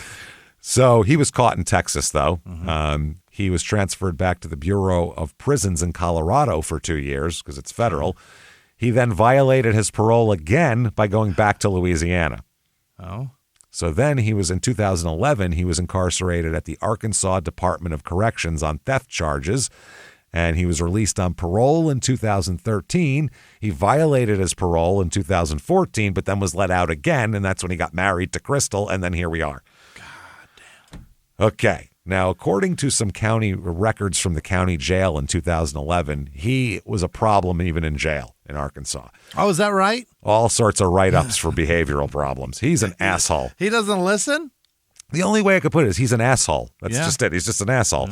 Yeah. Some of the violations were passing notes to female inmates as they pass by. Can't try to fuck the female inmates.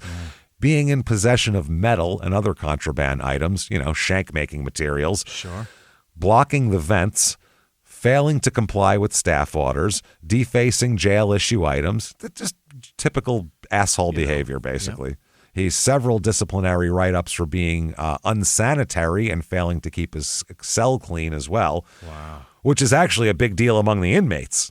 They want you to keep your cell clean too. Yeah. So it's like you're pissing other people off. Deputies reportedly found the toilet in his cell to be filled to the top of the water line with feces. What? He was just shitting in a pile and not flushing it. Oh my God. He was collecting it to see how much shit he could collect exactly. Why would he do that? Because you want to compare your shit from today to your shit from last week. How else do you do that, You got to see where it's like when when a river cuts the layers. Yeah. You get to see. This is from the Ignatius period. Yeah, it's exactly what I mean. You get to see the different periods of rocks. You get to see how that works. Yeah, it's like the Grand Canyon. This when we had meatloaf. It's like the Grand Canyon. You can see when all of it was made. It's perfect.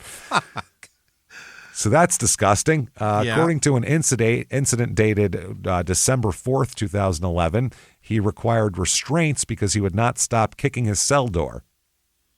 He said, all of this while screaming, "I need to go to the bathroom. Never mind, I already did."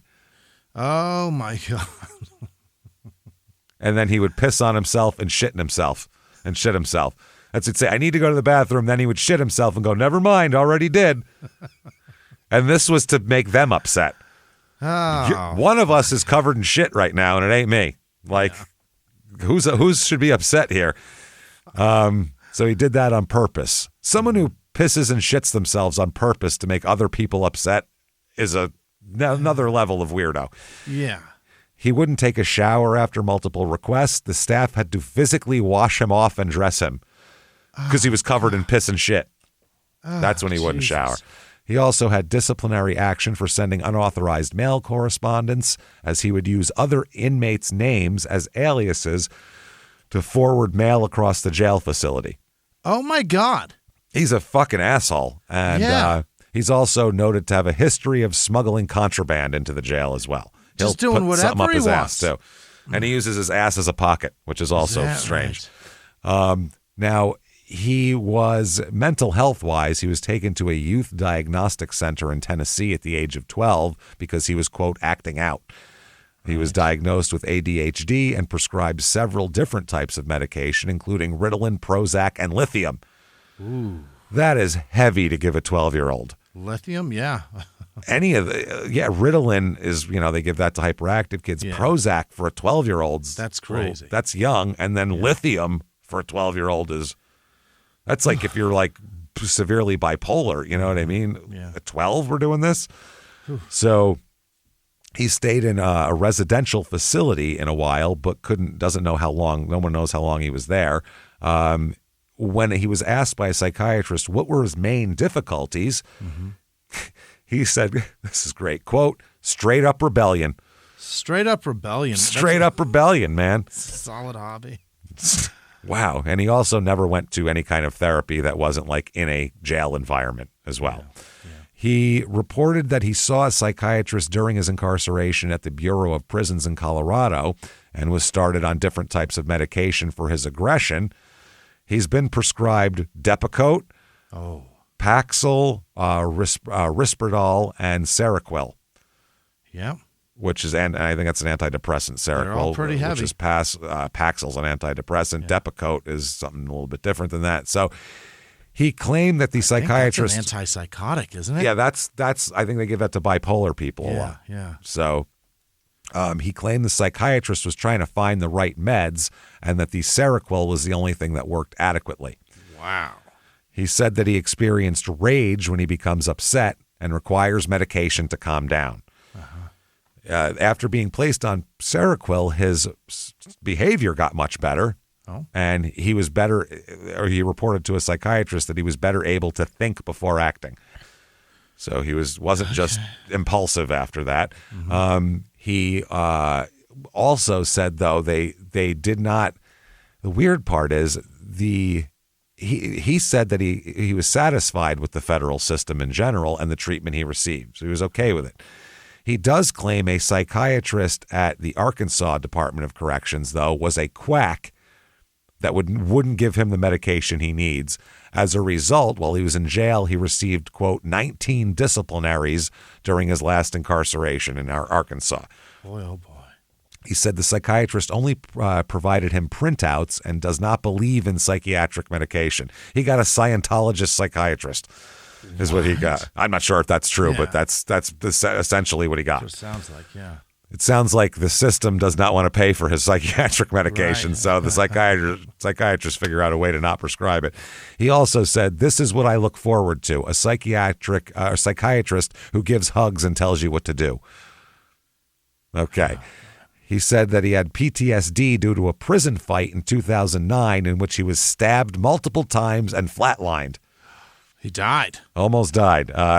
He said that he was conscious during most of the experience. He said that he became anxious around others, specifically when people walk behind him or in close proximity to him there. So he's also had some injuries a little bit here.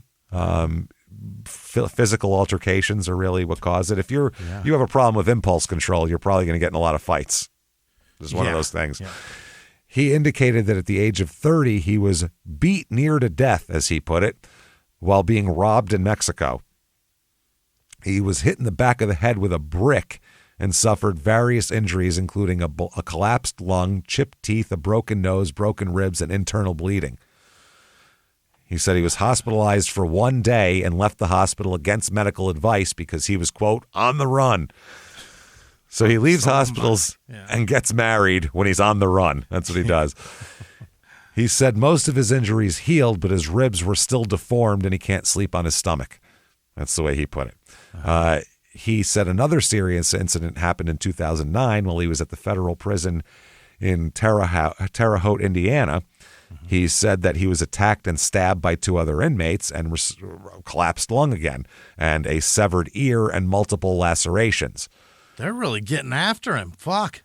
And he showed a psychiatrist. He lifted his shirt and showed all sorts of scars on his front and back. He said his ear was reattached and the rest of his injuries healed without complication.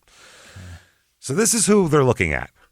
We'll go back to the surveillance of him now, but this is the guy who they found to be married to the woman who has the phone number that connects to the, to the real estate agent and all of that. So, and he's supposed to be Scott. Yeah, he's supposed to be a different guy completely. Yeah.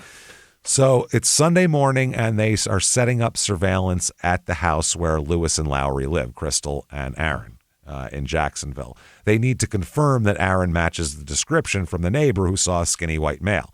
Okay. When Lewis exits the house, they go, there he is, tall, thin, short, dark hair, gets into a black Ford Fusion. Yeah. That's our guy. But Lewis here, Aaron, I don't know if it's due to his being stabbed in prison or just former meth use or just being a criminal. He's paranoid. Mm-hmm. And he is constantly checking his mirrors, looking behind him. He's looking for tails, basically. He saw him. And he spots the surveillance team behind him, which they did not want because they wanted to be able to watch him and see if maybe he took them to Beverly, basically. Yeah. Instead, he fucking floors it. And tries to run from the cops in a Ford Fusion. Wow. Which is dumber than a stolen motorcycle, to run from. It's the dumbest fucking conveyance ever. I would rather have you pushing me in a wheelbarrow than be fucking driving a Ford Fusion with people with V8s behind me. That's insanity. Yeah. What is the top speed on that thing? Where are you going? A Ford Fusion's a big car. Isn't that the little tiny thing? No, that's the Focus. Oh. The Ford Fusion is the mid-size sedan. I think that some of them have a V8, I think. Theirs doesn't. No. They didn't get the upsell model. They got the base model. No, the Ford Fusion's a decent little mid-size car. It competes with the Camry. If you had to run from the police for it, that's not your first choice of vehicle, right? No. You take my car over that, I would think, or your car over there. Car. Yeah, any car, any other car. Anything that's that size or bigger, I'll drive something else. So he floors it. The detectives chase him, and now it's on. Now they're chasing this guy. Okay. Doesn't last very long because apparently he's not a very good driver. No? Aaron. No. He loses control on a curve and crashes into a ditch. He lost control of a front-wheel drive car? Of a Ford Fusion. Really tearing it up. He wasn't wearing a seatbelt at all and slams his face into the steering wheel. Okay? He deserves it, yeah. His face is fucked up. I'll post a picture of it on our social media. Does it is forward on his forehead. All fucked up. Yeah, right in the middle of it. Backward. No, it's wrecked his face. Right. Yeah. So one witness would later say half his face was hanging off. Oh Jesus! He's got a huge cut. He requires a lot of work on this thing. Yeah. So this happened about 10 a.m. at the 8700 block of Jacksonville-Cato Road outside of Sherwood, according to a sheriff's office report. Yeah. Witnesses told the cops that his vehicle was traveling fast when it went out of control on a curve, hit the ditch. The sheriff's office lieutenant here said that investigators had pegged him as a person of interest when they were following him. Yeah. That's why they were following him. And so he was taken to Baptist Health Medical Center in Little Rock for treatment. Okay, this is the crazy part. This is when it gets even weirder. Okay. If this story could get stranger. Yeah. At some point, he's going to go in for a CT scan because he's hit his head pretty goddamn hard. Yeah. So he's going into a CT scan. Cops go in to check on him, and he's fucking gone. He left. He snuck out. With half a face. Half a face and half the police force standing outside. They let him walk by with half a face hanging off, and they didn't catch him. This is a crack police squad. Like, I give them credit for finding all the digital shit, but... Yeah. You keep an eye on him while he's at the fucking hospital here. You know what I mean? Out and they're like, we're just here to keep an eye on that dude with half a face in there. Yeah, we're going to keep it. He was cited. They talked to him at the hospital. He was cited for careless driving and failure to wear a seatbelt. Mm-hmm. And then at 4:30, the thing is, they couldn't get the kidnapping warrant until 4:30. So they said that was a warrant for kidnapping that was able to be obtained. So before that, they couldn't handcuff him to the fucking hospital bed for not wearing a seatbelt. That's not allowed. So they had to wait to get this warrant so they could arrest him and then they could lock him down. But sometime before 4:30, he disappeared from the facility while waiting for a CT scan. He just walked out. Okay. So they said that the cops said to the press that they don't know if he's armed, but, quote, it's logical to assume he could be. Sure. Why not? He said, we do consider him dangerous based on the nature of the charge and based on the fact that we haven't located Mrs. Carter, who is Lowry, actually, right. Crystal Lowry. They said they had no leads in his disappearance. What? They have no idea where he is. Follow the blood trail. Half his face is hanging off. Yeah. This cop said, we need him. The best person that can help us find her right now is Mr. Lewis, meaning find Beverly. Right. He's described as 5'11", 156 pounds, white guy, brown hair, brown eyes. Now, the police, while this is going on, they execute a search warrant at 165 Randall Drive, where he and Crystal live. Right. And she's going, I don't know what you're talking about. Or she's not even there. I'm sorry. He was saying, I don't know what you're talking about. Yeah. When they were talking to him at the hospital. Inside the house, they find Beverly's iPhone. Oh. I don't know how you get that without having her there. With never having meeting her, period. Not having any idea. And the SIM card was removed, so it couldn't be tracked as well. Yeah. They popped the SIM card out so no location would work. Remember when 2014, when that model had that SIM card? It was a pain in the ass. But it was definitely Beverly's phone, but they didn't know where the hell she was still. They have her phone now. Yeah. Great. Monday, September 29th. Here we go. Adam Nash, okay? You're like, who the fuck is that? Random guy, okay? Random dude is sitting in his office on a Monday afternoon, looking out the window, as we all do when we're stuck in an office, just to see some glimpse of the outside. And he sees a man at the bus stop who, he goes, I recognize that guy. Yeah. I know that guy. I just saw his face on the news. Right. So he walks outside and goes up to somebody else that's near a bus stop, that's near this bus stop, to ask about bus times. When does this? But he's only doing it so he can get close enough to this guy to see if he's Aaron Lewis. Oh, clever. That's why he walked over. So he walked over and did that, and it's him. So this guy runs back inside and calls 911. Okay. And he says, quote, hey, I'm sitting over here. They're looking for a guy that was involved in the realtor being kidnapped, and this guy looks like him, and he's nervous, and he's out here at a bus stop wearing a black T-shirt and jean shorts. He's going into the subway now, and not for as a mode of travel. He's going to eat fresh. To eat a sandwich. Yeah, that's he's going to he's $5 foot long. Yeah. So he enters the subway. Aaron does. Yeah. And he orders a sandwich. Wow. He ordered a turkey sandwich. Yeah. But all of the customers in the restaurant recognize him. All of them. Yeah. Everyone starts pointing. That's the guy. That's the guy. The whole place starts going crazy. Holy shit, that's him. That's him. So he's like, oh, fuck. And he just runs. He takes off because they're all they're a monster. And he's like, fuck. And he's running away. Oh, shit. El Diablo. El Diablo. So he runs into a nearby office building to try to hide, but Nash, the guy who originally spotted him, and half of the people fucking with their 6-inch sweet onion chicken teriyaki bullshit sandwiches, they all give chase as well. Oh, shit. So now he's literally got instead of torches and pitchforks, they have footlongs and fucking bags of Doritos, but they're chasing him. Sun chips and footlongs, but they're chasing him down the street. As they're chasing him, he yells back, because there's subway employees involved in the chase with their big, stupid plastic gloves on. He yells back, why are you chasing me? I didn't steal anything. All right. And Nash says, I know you didn't steal anything, but I know you kidnapped that lady. Where's that lady, you son of a bitch?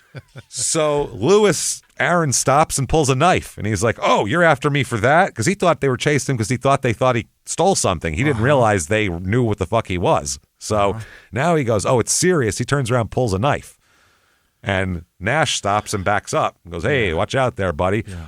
But at this point, there's another whole horde of people running over there that heard the original kerfluffle and now are on their way. So now there's like 40 people around him. He's surrounded. Can't stab everybody. Holy shit. Now he's like, oh, shit, what do I do? Mm-hmm. So he runs. He runs into the office, and he hides in an office closet. Okay. And everybody outside goes, he went in there, and the cops go in, and they search the office, and they find him sitting in there. He's in a closet, sitting in an office closet, hiding. Okay. Had to know he was going to get caught. He comes out with his hands up, doesn't give a fuss to the cops. He's been arrested before. He knows the deal. Sure. One detective said this. I know he's trying to do a zing, and for a detective, it's not bad, but it's literally like a Law and Order line. You know, it's something that like fucking Briscoe would say back in the day, like Jerry Orbach. He said, quote, that's the last time he'll be eating fresh. Oh, God damn it. Ugh. See what I mean? Cheesy. He's been waiting to use a detective line like that his whole career, probably. He's like, finally, I got a zinger in. I got a Kojak zinger. Fuck yeah. Chris Maloney can suck my dick. Take that, Munch. I got it going on. I wish it would Iced tea with your semen. Order anything. Fucking anything. No, that's the last time he'll be eating fresh. So he's arrested, and he's taken to the sheriff's office where he's questioned for more than 12 hours. Oh. Which is getting into the dangerous time of judges stop allowing shit in after that. Sure. So that's not great. He admits he kidnapped her. Yeah? He said, I kidnapped her. Yeah, sure. Okay. But not what you think. It's not what you think. No? How do you kidnap someone, but it's not what you think? Okay. I don't understand. Here we go. He also wouldn't say where she was either. That's the other thing. He has multiple stories. Let's go through them here. Here's one story. And this is the one, as they're taking him out of the jail and transporting him from the police station to the jail, the news reporters swarm around him, and he gives a fucking interview as they're walking him, and he blames it on Trevor. It's all Trevor. Who's Trevor? He said, I kidnapped her with my friend Trevor from the Air Force Base. Oh. And that's what he tells everybody. He said, I have a co-defendant, he said, that you haven't got yet, and it's Trevor. Okay. And they're like, well, where's Trevor? And he goes, he's at the Air Force Base. He's in the Air Force. Turns out Trevor, he does have a friend named Trevor who is in the Air Force at an Air Force Base. Problem is that Air Force Base is 500 fucking miles away, and he hasn't left. I haven't done anything with that guy. So he's not, he didn't sneak out 500 miles away without being noticed. It's not Trevor. Yeah. Then they tell him that. They go, we just verified that Trevor hasn't left the fucking base at all. So what do you got now? And he says, all right, I didn't want to tell you guys about this, but I'll tell you the truth now. Okay. We were having an affair. Me and her? Me and Beverly were having an affair. We met on Craigslist, and we were having an affair. Okay. Yeah. A 50-year-old real estate agent lady is going to she can't help in a happy marriage who's not fucking around anywhere else. She can't resist herself when she gets around a 33-year-old meth. She pictured him on the run on his motorcycle and was like, that's just badass, man. That's some James Dean shit. I love him. No, that's bullshit. So the cops looked it up. They looked up the Craigslist records. Never happened. Oh. So they go, next. Next story. And that's why it takes 12 hours, too, because they have to verify that he's lying and then come in and tell him he's lying. And then he's got to start a whole other story. Version 3 was, okay, here it is, okay? Me and Crystal. Sure. Sorry, Crystal and I like to use proper English. That's what Aaron's like, listen, I'm sorry, I didn't want to be off here. Crystal and I had a threesome. Oh. With Beverly. Oh. So it wasn't that I met her on Craigslist. Really, she was just our third. Because when 30-year-old couples are looking for a third, they usually look for a 50-year-old real estate agent who's married and has kids and shit. Yeah, they're usually the ones that are totally willing to jump in on that. Right. Wow. So, no, that's not true. Right. They go, we don't think that's true. Then they start looking at his phone pings, and we'll find out some other shit. They find out that cell tower pings lead the investigators to look through the Argos concrete plant where he used to work, which is 25 miles from where Beverly was taken in the city of what, Jimmie? Cabot. Yeah. Okay. Then version 4, too, here's the other thing. He says that he has a voice recording of her, and we'll get into that as well. Okay. He said that he used voice synthesis software for it, and he said, I can't remember which program I used, okay? Which isn't that there was not a lot of just easily downloadable app voice changers on the market in 2014. Yeah, now there's a million of them. Right. Yeah. Back then it was just like that thing that Macaulay Culkin carried around. Exactly. Right. You'd have to like hold a thing over your mouth. Talk boy. Yeah, there wasn't a lot of that available. And this guy isn't the most savvy guy that would be the one to find it either. So that's one. Then for another version, he said that Beverly wanted excitement in her boring life. Oh.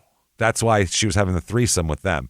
I need to be kidnapped so that she thinks that's hot. Yeah. Well, then it's more exciting. Yeah, they tie you down. You don't ever know when it's coming. Yeah, that's what we all want. There's a lot of married couples that she'll go sit at the bar and wait for him to come hit on her. You know how it goes. Yeah. He did say he was sorry during the interrogation and admitted that he did abduct her.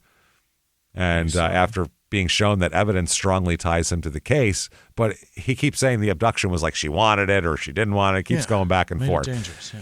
Now, the voice recording, here's something I want to talk about here. Apparently, there is a recording on his cell phone, Aaron's cell phone, of Beverly's voice. Oh. Yeah, he played it for them during his first statement here. He said this, quote, I'm going to show you something. Show you something while you're sitting right there and while he's on the other side, meaning the other detective. Well, actually, I'll let you listen to something. Then as soon as I let you listen to it, you'll know that I'm serious, and I said that you're running out of time. So he keeps telling them, Beverly's alive, and she's fine, and she's alive. You need to hear this because you'll believe me when you hear this. Mm-hmm. Then he played a recording of her voice. During the recording, she says, quote, "Carl, it's Beverly. I just want to let you know I'm okay. I haven't been hurt. Just do what he says and please don't call the police. If you call the police, it could be bad. I just want to let you know I love you very much." That does not give proof of life. That is not proof of life. That is proof she was alive at one time. At some point, yeah. And scared to death. And scared shitless to make that. Now, her son and her husband identify this as her voice. That's her voice, yeah. So it's not some 2014 voice synthesis thing. It's not. It wouldn't be good enough to where it fooled the husband and the son. It just wouldn't be. They talk to her constantly. They know her voice. I know Sarah's voice. You know what I mean? If somebody said this is her voice and it wasn't, I go, you're full of shit. I know her voice. So that's what's going on here. So they're like, huh. And he says, yeah, but that's not actually her. That was me using a synthesis thing. That's what he says later on after he says that is her, and that's why I said you're running out of time. And then he says, no, it's not her. So they're very confused here. They said that he refused to provide the police with her location. They said, where the fuck is she? And he wouldn't say. Can't tell you. They said that the suspect and victim telephone records were able to be traced off a certain area off Highway 5 in Pulaski County. So the cop, after they interview him and they bring him to jail and all that shit, they interview, obviously, they interviewed him and he was saying Trevor and all that shit. But then they interview the lieutenant and he says, why'd he pick her? Why'd he do what he did? There's a lot of things we'll have to piece together. Okay. Then the next morning, Tuesday, September 30th, 2014. This is at 12:30 p.m. At the Argos Concrete Company, 12117 Arkansas Route 5 in Cabot. Okay. Mm-hmm. There are cops searching this area because they had pings of both their phones being there. Yeah. An officer's flashlight sees something in the dirt because it's midnight. It's an elbow sticking out of the dirt, a human elbow just popping out of the ground. Yeah. So either the mole people have come for their just desserts or there's a problem here. They dig the hole. They find there's a human body in there. It's not just an elbow. It's a very shallow grave. They dig it and they find Beverly in there. Oh, boy. She is bound with duct tape. Ooh. The tape around her face has to be cut away by the medical examiner. It's that bad. The medical examiner said death by asphyxiation due to external airway obstruction from a duct tape mask. Oh, no. Suffocated and didn't even have the fucking decency to kill a person in a taped her half face decent until way. She couldn't breathe. That's the most cruel way you could. That's so fucking cruel. That is horrifying, man. So the lieutenant said they obtained permission to search the property. During the search of the property, they did find a shallow grave toward the back of the property. After they uncovered it, it was positively identified as Beverly Carter. The medical examiner who had to cut the duct tape off her face said, in my career, I've seen everything, but the deliberateness of this, 6 layers of duct tape. Oh, for Christ's sake. He said he wanted to make sure that she couldn't breathe. That's not panic. That's evil. 6 layers. 6 fucking layers. And the sheriff's department said, and we know that he's been on the property and is familiar with it because he used to work there. Also, if that wasn't enough, when they arrested him, he had deep scratches all over his body that weren't from the car accident, actually. Deep ones. Turns out they find DNA under Beverly's fingernails because she fought her fucking ass off, as you would as you're being duct taped to death, and scratched him good and got his DNA all under her fingernails. Oh, boy. So they match his DNA to her body. Uh-oh. Not good. Not good. He is interviewed again as he's walked by. He does not mind talking to the reporters. And as he's taken there, he said he didn't kill Beverly and described her as, quote, a woman that worked alone, a rich broker. Okay. then he was talking about, it's brought Trevor up again to the reporters, a co-defendant named Trevor, but the cops said they aren't seeking anyone else believed to be involved in the kidnapping and murder, which is a mistake. They said Lewis is the only suspect we have in the case, and at this point, the only person we're going to be looking for. Not true. Not really true. October 30th, 2014, that's when they arrest his real accomplice, who is his wife, Crystal Hope Lowry. God damn it, Crystal. So it took them a month to get her, but they do. She, by the way, is 41 at this point, so she's older than him, and apparently they're married and living together, but she describes herself as his estranged wife, I guess because he's in jail. Associate wife. Saying basically they were only living together still. They just got married. It's their newlyweds still. We're going to see how it works. We're associates at the moment. We're still associates. They said they were only living together due to financial problems and that neither one could afford to move out. Now, Crystal has no criminal history at all. Really? Here. No, she went to nursing school and is living off some savings she had at this point. They found out that she used to be a prostitute at one point when she had a drug problem, but never got arrested, which is pretty, must be well done. She's slippery, yeah. They arrested her about 1:45 p.m. at her home. She was wearing blue jeans, a blue T-shirt, and didn't talk to reporters like a smart person as they brought her in. The officer said, "This investigation has never stopped, and we've kind of said that all along." Did you? I remember Lewis is the only suspect we have in the case, and at this point, the only person we're going to be looking for. Right. Now they're like, we were always looking for him. Maybe they were trying to lull her to sleep or whatever, but I've said numerous times we've established tips and leads, just tons of them, to finish working out. We had suspicions all along. This is just something that through the investigative process, they happened to wrap up today and managed to get the warrant for the kidnapping and capital murder and serve it today. So they bring Crystal in. Yeah. Again, no criminal record. This is not, being interrogated by detectives is a new experience for her. Yeah, this is going to go real terribly for her. Or very well for the detectives, because she... Both of them, yeah. Pretty much as soon as her ass hits the chair and her Miranda card is initialed, she is spilling her fucking guts. Of course. Spilling it. She said, quote, "It was Aaron's idea." Immediately. We needed money to separate. He couldn't afford to move out. Yeah.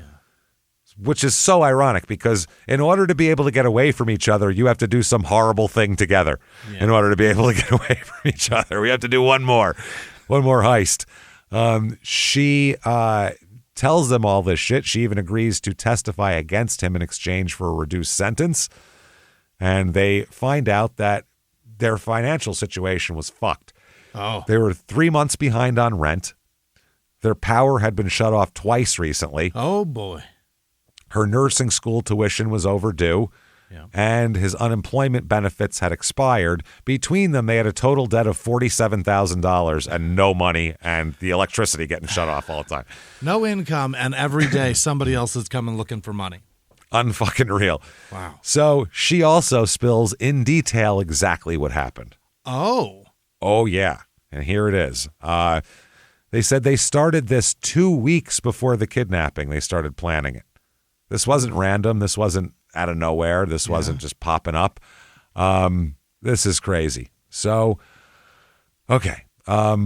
They were living in the same house in Jacksonville because they couldn't afford to leave, like we said. She was living off savings in nursing school, which living off savings, if your power's off, you're not living off anything. No. Aaron didn't have a job. They had tons of pressure about finance. And she said, quote, "He said we needed money, quick money. He had this credit card machine from some old scheme, said we could force someone to transfer money to it." Okay. Yeah, the square.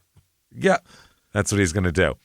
They spent days driving around West Little Rock looking at nice houses and nice cars for robbery targets. Oh, boy. That's what they were looking at. But they said there was so much security in all these nice houses. Mm-hmm. It's 2014. Things are starting to come into step here. It's very easy to keep an eye on your shit now when you're not home. Totally. There's cameras, there's gates, neighbors watching. They were like, Jesus Christ, we can't go into one of these houses and force somebody. Everyone will see us doing it. It'll be on 10 different videos and neighbors.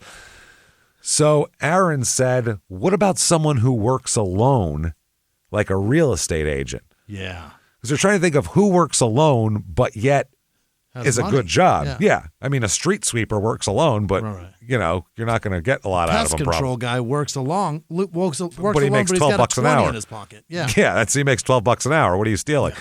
So his credit card limit is probably the same as yours, Aaron. And it's probably maxed out. Exactly. So anyway, they said a real estate agent, that's someone who works alone and they have money. Yeah. So they looked online, they started researching online for local agents. Mm-hmm. And they looked at all different websites and looked at everybody, and they saw Beverly. And when they saw Beverly, they recognized her face from billboards. Yep. And they were like, I've seen her on billboards everywhere. Look at her. Billboards. And when you see her picture, she's got a big confident smile and she looks successful. And they said, she has to have money. Oh, boy. I bet she has money. So Crystal said, Aaron said realtors made a lot of money and he wanted someone married so there'd be someone to pay ransom. So they literally looked into her whole social media. They found her Facebook. They stalked her digitally to find out if she had a family that would be willing to pay ransom. Oh, boy. So they did. They studied all of her listings. They read her reviews, looked at her Facebook, knew about her family, and they homed in on that's our lady. Unbelievable. Beverly. Okay. Marketing backfires. Wow, I would say. So he practiced the phone call over and over again. Really? Yeah. Crystal said he made her rehearse her part as well.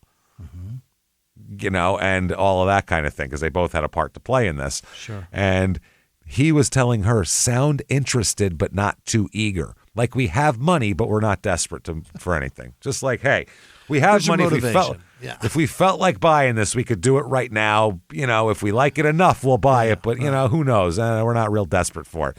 And practice. I'm not asking you to be Meryl Streep. Just saying at least some Reese Witherspoon. Just give it a shot. A little bit of rehearsal time is all I'm asking for here. Yeah. Come on. I mean, it's not that hard. They text between them. Aaron says, I'm ready to do this. This shit is getting old. And Crystal texted back, I'm ready for you to do this. Ready for you to do this. I mean, yeah. I'm ready for the payday, but I don't know if I want to get out there and do this shit. He should have known right there, if we get caught, I'm fucked. She's singing. She already put it all on me. He should have known that when he said, I'm moving out when we get money. That's me should have known. We're not even together, for Christ's sake. Of course she's going to sing like a fucking bird. Now, Beverly, when she pulled up to the house, 14202 Old River Drive, it was empty for a while. The yard needed work. It didn't look great at the time, and it's kind of expensive, so that's why she was willing to show it late. Usually she wouldn't do it this late, but the fact that she really wanted to move it. And now there was one car in the driveway with a man standing there, and that's Aaron. And Beverly asked Aaron, is your wife coming? Yeah. And he said, she's running late, traffic. She said to just start without her. Okay. So now she's going to go into this house with just this guy. With just him. Mm-hmm. So she hesitated because she has a rule, she does not show houses to men alone, period, which is a fucking good rule that all real estate agents should have. Unless you know the person extremely well, don't do that. So she thought about it and I met Crystal on the phone, so I know he does have a wife coming and all that. So she went, fuck it. I need the sale. Market's been kind of slow. Yeah. Let's just go in. So she does. She unlocked the door. She said, let's start with the ground floor. They walked through the rooms and, she's telling these are original hardwood and the kitchen's been updated and all that kind of shit. And he is asking real estate questions. Like, he watched House Hunters. He watched 2 episodes of House Hunters to know what to ask. So I doubt this guy's looked for much real estate in his life. Yeah. And so he's asking the right questions. What's this? And how's what's the heating? What's the electricity panel? He's asking shit like that, like the homeowners would want to know. Yeah, things like that. Then he said, let's see the upstairs. So they go upstairs. Beverly is talking about the master bedroom and saying there's a lot of potential here in this master bedroom. If you set up, you could have a little area here that's like a little nook to catch the morning sun and all that kind of shit. And then she hears something behind her. And she freezes because she's like, oh, fuck. Yeah. And she hears this, quote, You're about to have a very bad day. You're being kidnapped. And she's hit in the back with a taser. Oh, Jesus. Drops. Yeah. Completely drops. Okay. All right. So Aaron puts green duct tape around her wrists and mouth. The problem is she's scratching and stuff, but her recent tummy tuck has made it so she is weak in her core because she has had to let those muscles rest. Oh, Jesus. So she's having a hard time fighting back. Yeah. Normally she's pretty formidable. She's a marathon runner and, that sort of thing. But so he drags her down the stairs. You can see heel marks left in the dust as they go down the stairs. As her heels hit the stairs on the edges.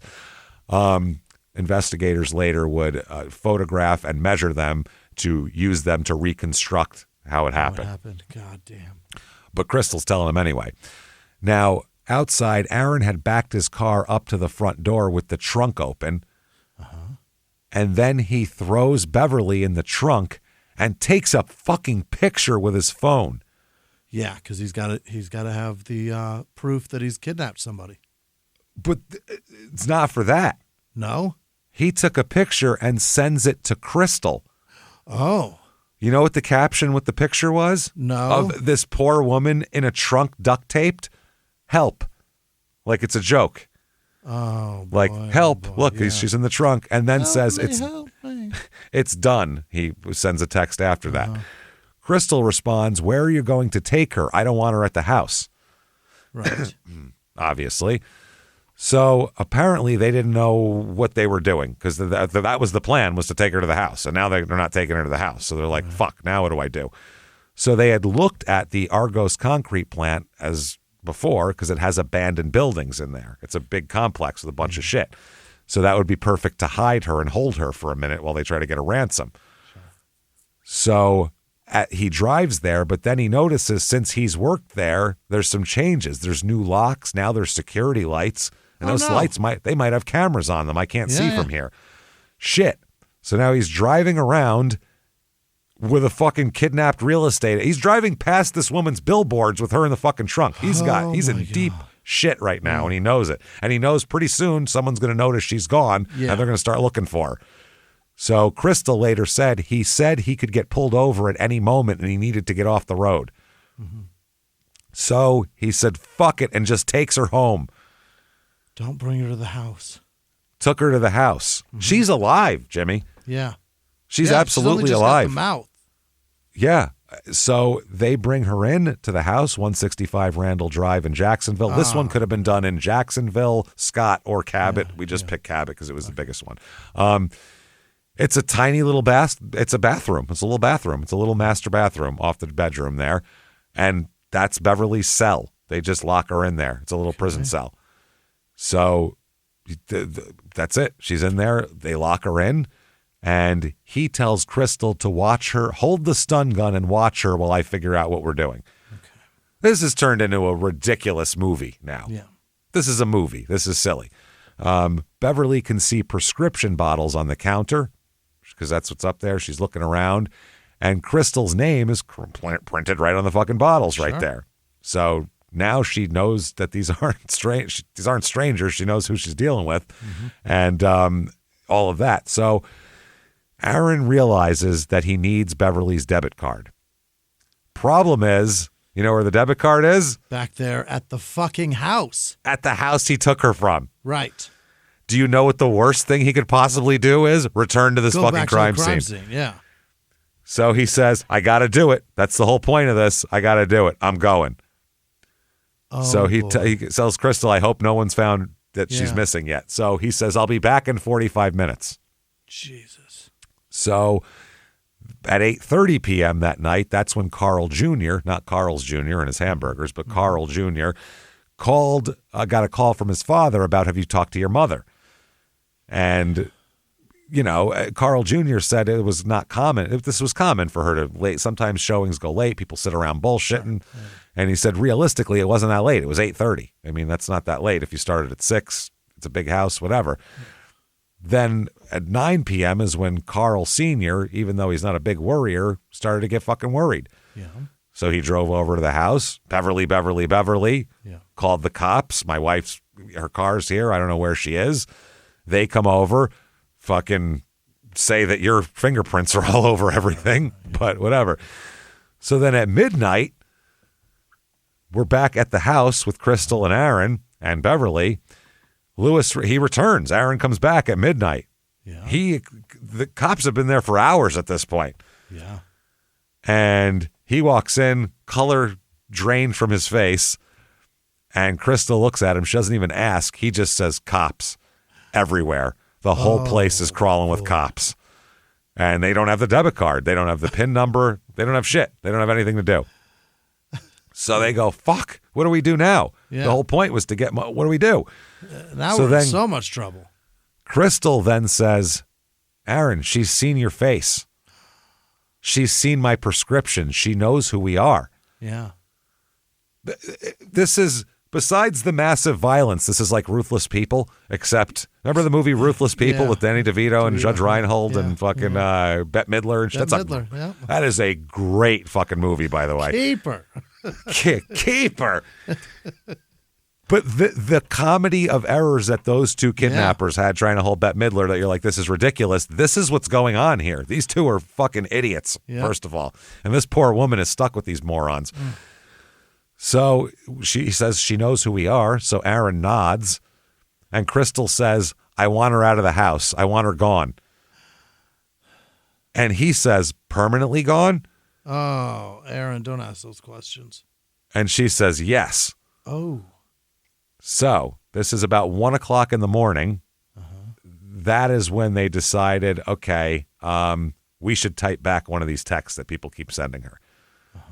And that's when they type, sorry, phone being dead, having drinks now. And that's when they get the red folder and all that kind of shit. But the only one they respond to is Carl Sr. with having drinks now. Then at 3:29 a.m., this is how they, through text messages, Crystal and Aaron decide what to do here. Okay. They're in the same house in different rooms texting, by the way. Because when you're committing a crime together, even though you're in the same house and can just tell each other, you want to leave a digital trail for people to find later. Yeah. It's for the best, really. This is as dumb as you could be, possibly. I mean, it's unreal. So Crystal says, WTF is her fucking text. Aaron says, you sure you want me to do this? She says, do whatever you want. Good night. Which is the most passive-aggressive thing. And now I see why they're breaking up, okay? He's on meth. She's a passive-aggressive asshole. I get it, okay? Do whatever you want. Do whatever you want. Good night. No, bitch, we were in this together. This was both of us. Can't just put it on me now. Now I'm the only one involved in this fucking plan. Yeah. So he said, I'm asking you. She said, such a fucking waste of time. Why don't you fuck her too? What are you, jealous? What are you talking about? Wow. Why don't you have a kidnapped woman in there? Yeah. Why don't you fuck her too? You're going to keep her alive in our house? You might as well fuck her. Like, no, this is a kidnapping. Hold it together, for Christ's sake. He says, you need to chill. I'm trying to get money, lady. Listen, I'm a meth-addicted kidnapper, and you need to chill. So I think I'm right. I'm trying to pay our bills here. So she said, this is amazing, whatever. Number one, you don't whatever a murder plot, first of all. You don't whatever go ahead and murder the bitch. What are you doing? Why don't you fuck her? Why don't you? Oh, my God. She's a nightmare. And he's a nightmare, too. But, I mean, as a couple, these two belong together. Go ahead and fuck her, why don't you? Why don't you fuck her? Why don't you fuck her, too, is what she said. She then says, quote, whatever. It don't take that long to do what you need to do. I'm not helping anymore. You're spending too much time thinking about it. I was on board to do whatever before, but since you're dilly-dallying, now you're on your own. Okay, so Aaron takes Beverly from the bathroom. Crystal, by the way, hides in the home office because she didn't want to see what happened, even though she's fine to say, go ahead and do it. Right. He gets Beverly and puts her back in the trunk again and drives back toward the Argos plant. Yeah. I don't know at what point they made the voice recording, but it had to be at some point here. Right. The whole time they had her. So he brings her there. There's multiple versions that he gives of what happened, but Crystal gives a version that she told him that's backed up by all the forensic evidence that we know exactly what happened. He walked Beverly to the edge of a grassy area and tried to strangle her with his hands. And found out it's hard. And he's pretty weak, I think is what he found out. Yeah. He's not as strong as he thought he was. Right. And he later told Crystal, I didn't know how hard it was going to be. Yeah. Strangling someone's crazy. So he then went back to the green duct tape and put 6 strips across her face, covering her nose and mouth completely and making the duct tape mask, as the medical examiner called it. That is horrifying. She suffocated slowly over 5 minutes. Oh, my word. What a piece of fucking shit this man is.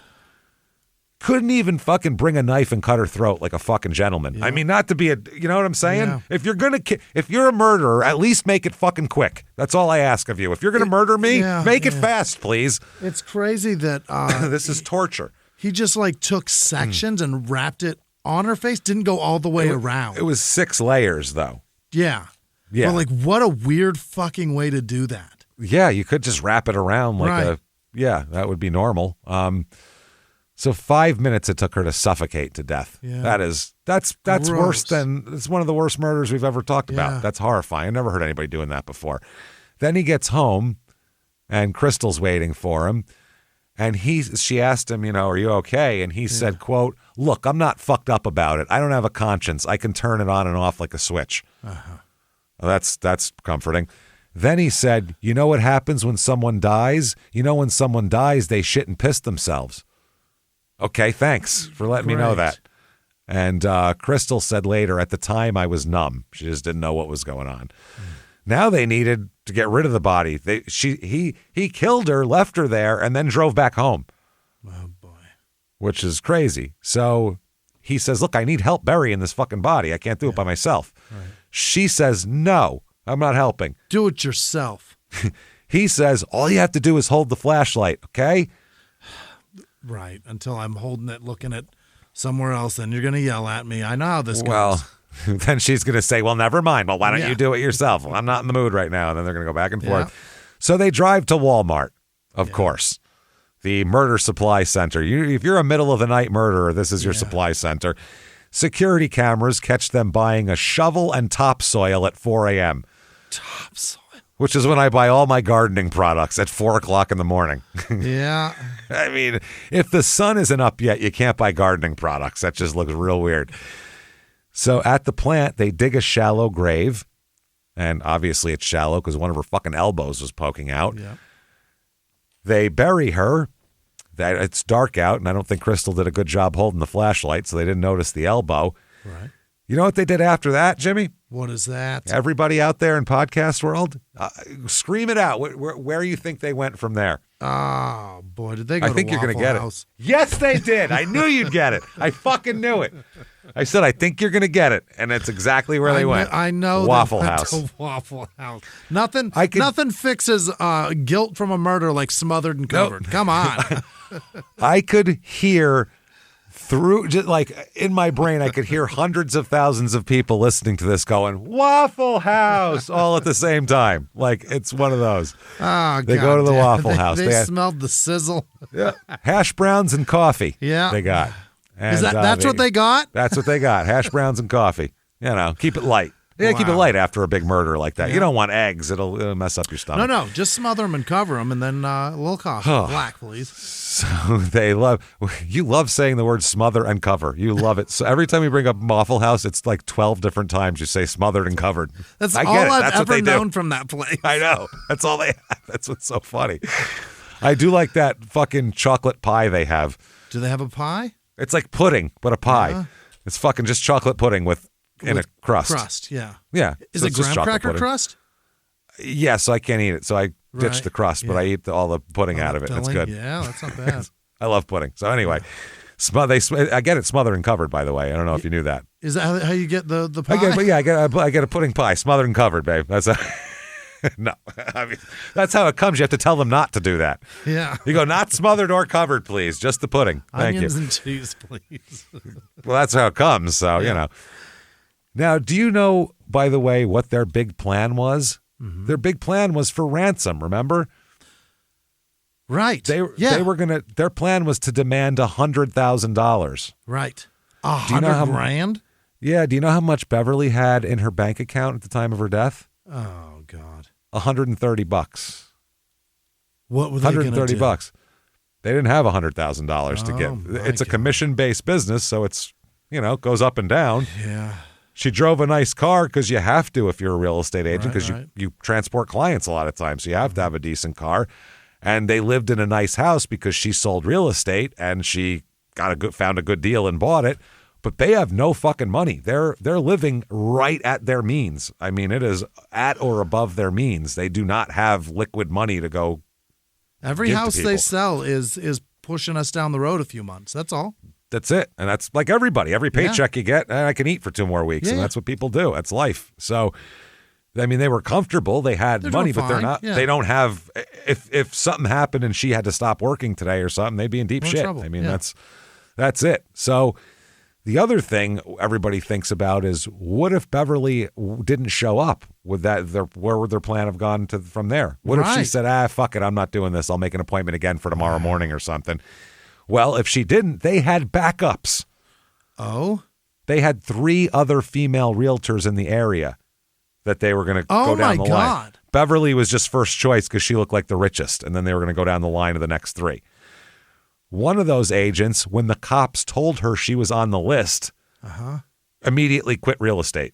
Never doing this ever again. Like a top broker, and she said, done. She said, I can't do it. I can't do it knowing I was next on the list. Can't do it. She was number 2. Yeah. So Aaron does another interview on TV and says that he expressed that he was wanting to tell his side of the story. Yeah. Here. Wow. This is after they find her dead. He says that her death was an accident, but he felt like nobody would believe him. Yeah. Because how do you accidentally wrap a person's face in fucking 6 layers of duct tape? That's not an accident. And it wasn't wrapped. It was meticulously placed over her fucking face, man. You can't say that was an accident. None of it's an accident, no matter what direction it was put on. It can't be an accident. Yeah, so they said that he also said he wished he had spoken with Crystal before the police did, so he could be the one to tell her that he was having an affair with Beverly, because he said, I was having an affair. She's like, I just wish you guys would have let me tell my wife I was having an affair before you guys did. It's like, don't worry, no one believes you anyway. She knows what you did. So then they find, is this connected to another case? Oh. Ashley Auckland, who was 27, was murdered while showing a house in Iowa in 2011. The cops initially suspect a connection to Beverly's case here, but then they end up ruling it out through the investigation that Aaron was not there and couldn't have done it. So Crystal is going to plead guilty, as she has to first-degree murder, as a matter of fact. Oh, boy, in Arkansas. And a large group, but it's for a reduced sentence, too. Yeah. A large group of Beverly's family and friends and real estate people are all there. Just imagine a bunch of women in red jackets standing the fuck around watching your case here. The chief deputy prosecutor called it a good plea deal for the state, saying it will allow the family and friends to begin seeking closure. He said, it's always good when you have someone who's a participant in the crime who can help provide additional information and perspective for the jury, something other than just the investigative part of the case. This is half the case for them that is now down the road. He said that's a large part of a negotiated plea in a lot of instances, is helping the family begin the process of closure and getting past what a horrible thing has happened to the family. Right. Get it over with so you don't have to do it anymore. Anyway, they just sentenced Crystal to, you, ma'am, may fuck off, 30 years in prison. Wow. Which ain't bad, I got to say. No. That is not fucking bad. I mean, that's, 70 for her, but still, that is, that's interesting here. So March 4th, 2015 is pretrial for Aaron here, and they accept a mental evaluation here. They're going to put him in a mental evaluation to see if he's fit to proceed with trial, because he asked the court to dismiss his lawyer. Yeah. he satisfies the criteria for the following DSM-5 diagnosis, antisocial personality disorder. And they go on to say a diagnosis of antisocial personality disorder is warranted in light of Mr. Lewis's history of pervasive criminality and early onset disregard for social norms and rules. Yes. This diagnosis is fitting with an individual that displays persistent disregard for and violation of the rights of others since the age of 15 and as indicated by evidence of at least 3 symptom criteria. Additionally, there must be evidence of conduct problems before the age of 15.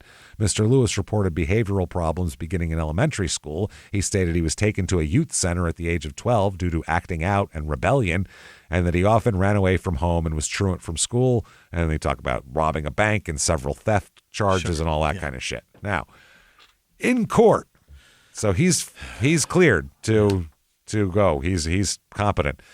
He says, quote, "I would like to terminate my lawyer. I do not wish for Mr. Hensley to continue representing me. I've told him numbers of times he's been discharged." Yeah. So the judge questioned him over, because he said, "I want to represent myself." Right. Because obviously I'm a lawyer, clearly. I can handle it. You know, I know jurisprudence shit. Come on now. He said that that the judge was trying to determine whether he could represent himself. Lewis said he had some college education, can read and write, and he says that he does, this is fun, he has legal experience because he once won a lawsuit against Benton County. I don't know if that's true. Yeah. So the judge said, well, I'll let you do it, but I'm going to treat you just like any other attorney. You're not getting any special treatment. And he said, oh, I understand. And Lewis also said that he understood that he would not be allowed to leave the Arkansas Department of Corrections to investigate his case, and that it's, quote, not much different than what's happening now, basically. Like he said, my other lawyer wasn't doing shit either, so who cares? Mm-hmm. So he represents himself. He fires his attorney, demands access to all evidence, has a hard time with fucking filings and motions because you have to know how to do that shit, and complains that prosecutors won't cooperate with him. He does exactly what Lori Vallow did. Yeah. Exactly. He said at one point, quote, I don't want an attorney. I'm the one facing prison, not them. Oh. Yeah. The judge warned him repeatedly and finally appoints Bill James as defense attorney when it becomes clear that Lewis is not going to do this right. Basically said, look, dude, you're over your head. I can't let you represent yourself because it's just going to be a grounds for appeal. So you need to have a lawyer. So they appoint Bill James. Okay. Now, he then posts a 22-page handwritten affidavit. This is Aaron on Facebook through a service for inmates. In it, he claims that Beverly died during consensual sex. Oh, with a duct tape mask. Yeah, that's what she's into. You know, that's all. He even drew fucking sketches, murder sketches of the duct tape placement. Okay. Think about that. And said, quote, I covered the whole front of the face in 6-inch strips of tape. Okay. So dollar bill length. Yeah. For anybody who's wondering. Now, his attorney appointed to represent him is like, great, I really hit the fucking jackpot here with this guy. But it's going to be a capital murder case. And this is crazy. So the problem with why they had to appoint the attorney is he would say, I don't want an attorney, but then he would ask several questions about how to write his own motions. And the judge says, that's not my job. Right. Attorneys know how to write motions if you don't know how to do it. Show me how. Yeah. He then says information on his cell phone will clear him, but he doesn't trust anyone in law enforcement to preserve the information if he surrenders his passcode to retrieve it. Okay. He hasn't given up his passcode yet. And he said, I am not going to tell you my passcode. And this was before they had all the programs to crack it and shit. Every police department has that now, but they didn't have it back then. Yeah. So he said, if I give it to them, they're just going to erase everything that says I'm innocent. Okay. That's what he's saying. So authorities said they can't examine the phone without the code, and he says he wants his own representative to be present if he allows the information to be extracted. The judge warned that those problems were perils of being your own attorney and urged him to accept the legal representation, and he does. So that's how it worked. They go to court to try to get some of the evidence ruled out. Okay. Oh. Most of the information that they gathered while interviewing him is excluded because they said he invoked his right to have an attorney present while being transported to the police station, and they did not provide him with an attorney there. The judge also ruled the search warrants obtained by detectives were overly broad and ruled that evidence found in his trunk and home, so her phone, stuff like that, will not be allowed. Yeah, her hair in the back seat, in the trunk, all that shit. None of that will be allowed. Okay, the warrants found duct tape and her hair in the trunk and her phone and other items. So the case is over with the shit they excluded could have been all the evidence they needed, basically. Yeah. The prosecutors will, however, be allowed to play a recording obtained from the voice memo, her ransom call, which is horrifying. Horrifying. So he filed a motion to suppress the statements. They do that. They allow the other thing. That's crazy. They say that the police-citizen encounters have been classified into 3 categories. The first category is contemplated by, I'm not going to get into the Arkansas rules of criminal procedure, but a law enforcement officer may request any person to furnish information or otherwise cooperate in the investigation or prevention of a crime. The officer may request the person to respond to questions, appear at a police station, or comply with any other reasonable request. But it doesn't say you could just search shit and make him talk or whatever the fuck. So the attorney, his new attorney, says that the judge's ruling will help him, quote, put on the best possible defense for Lewis here. He said that it's going to be hard to find impartial jurors because of all the media coverage. Yeah. He said, I need people who are going to be honest and judge the case based on what's proven and make a fair decision. I think we can find that, though. Okay. So he's ready. Trial time. Here we go. Yeah. Opening statements. This is fucking crazy. Okay. The prosecutor during the opening statement said that he and his wife targeted Carter, 2 weeks of planning, all that kind of shit. They noted that his wife already pled guilty to first-degree murder in the last case, and she's going to be testifying about how they went looking for a married real estate agent so they could demand ransom from a spouse. Mm-hmm. The fact that Crystal is there, if Crystal wasn't testifying, they would have very little at this point. Sure. Yeah. Very little. But they do have DNA under her fingernails, which would probably do it.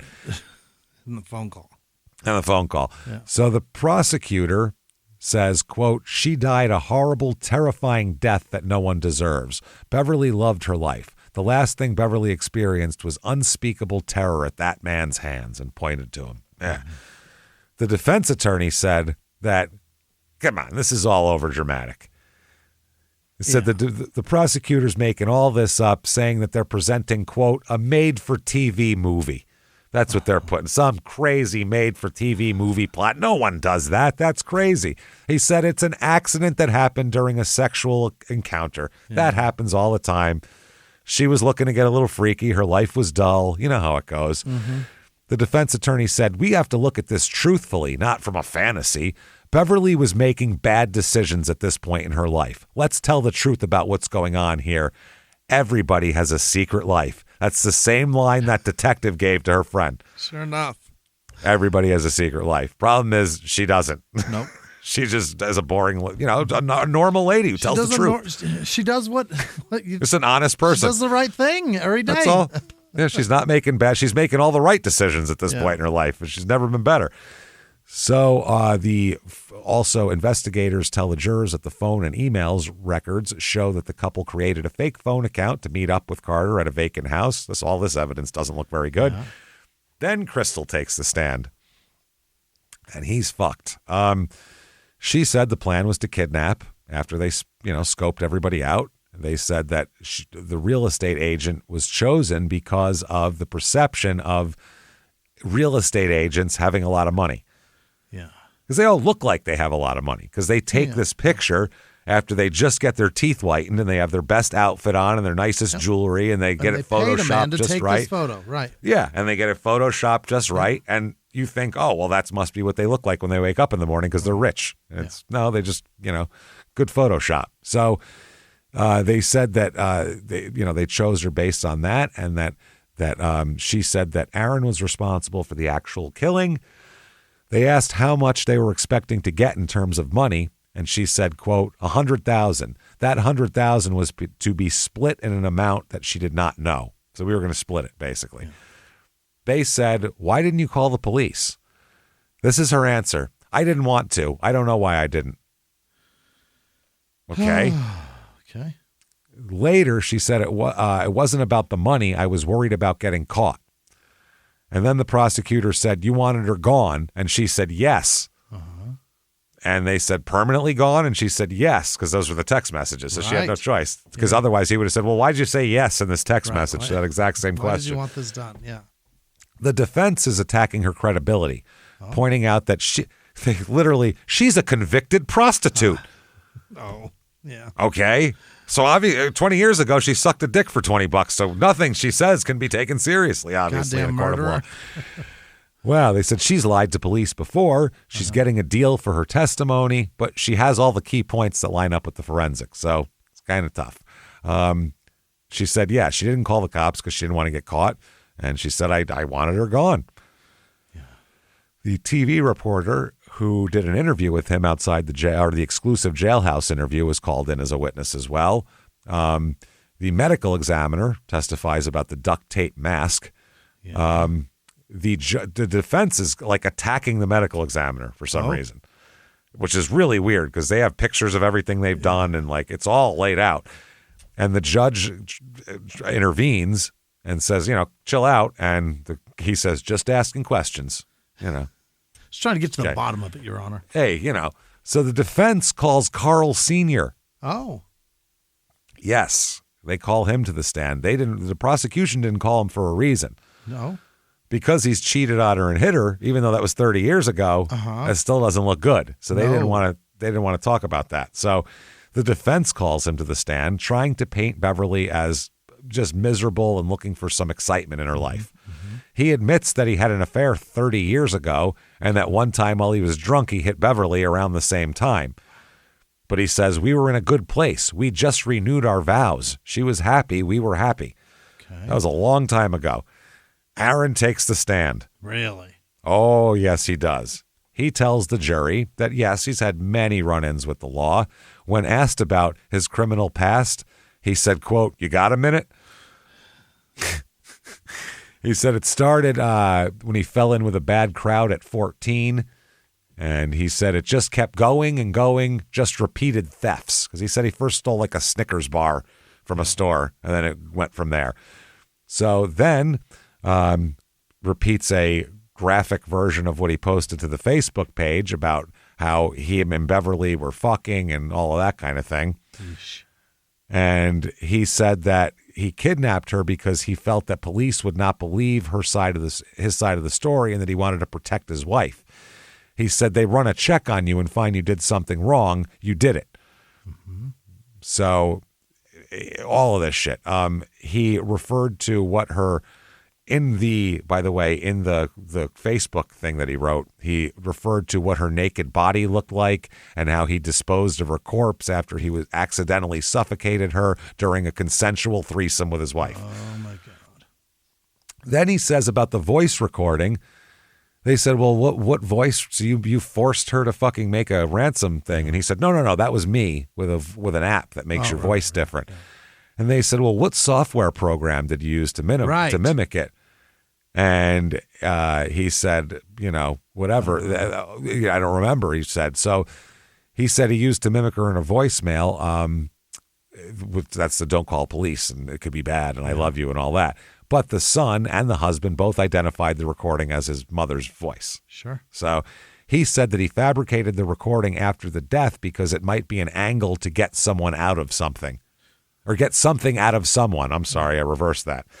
Get something out of, so maybe he could use that to get money if people thought she was still alive.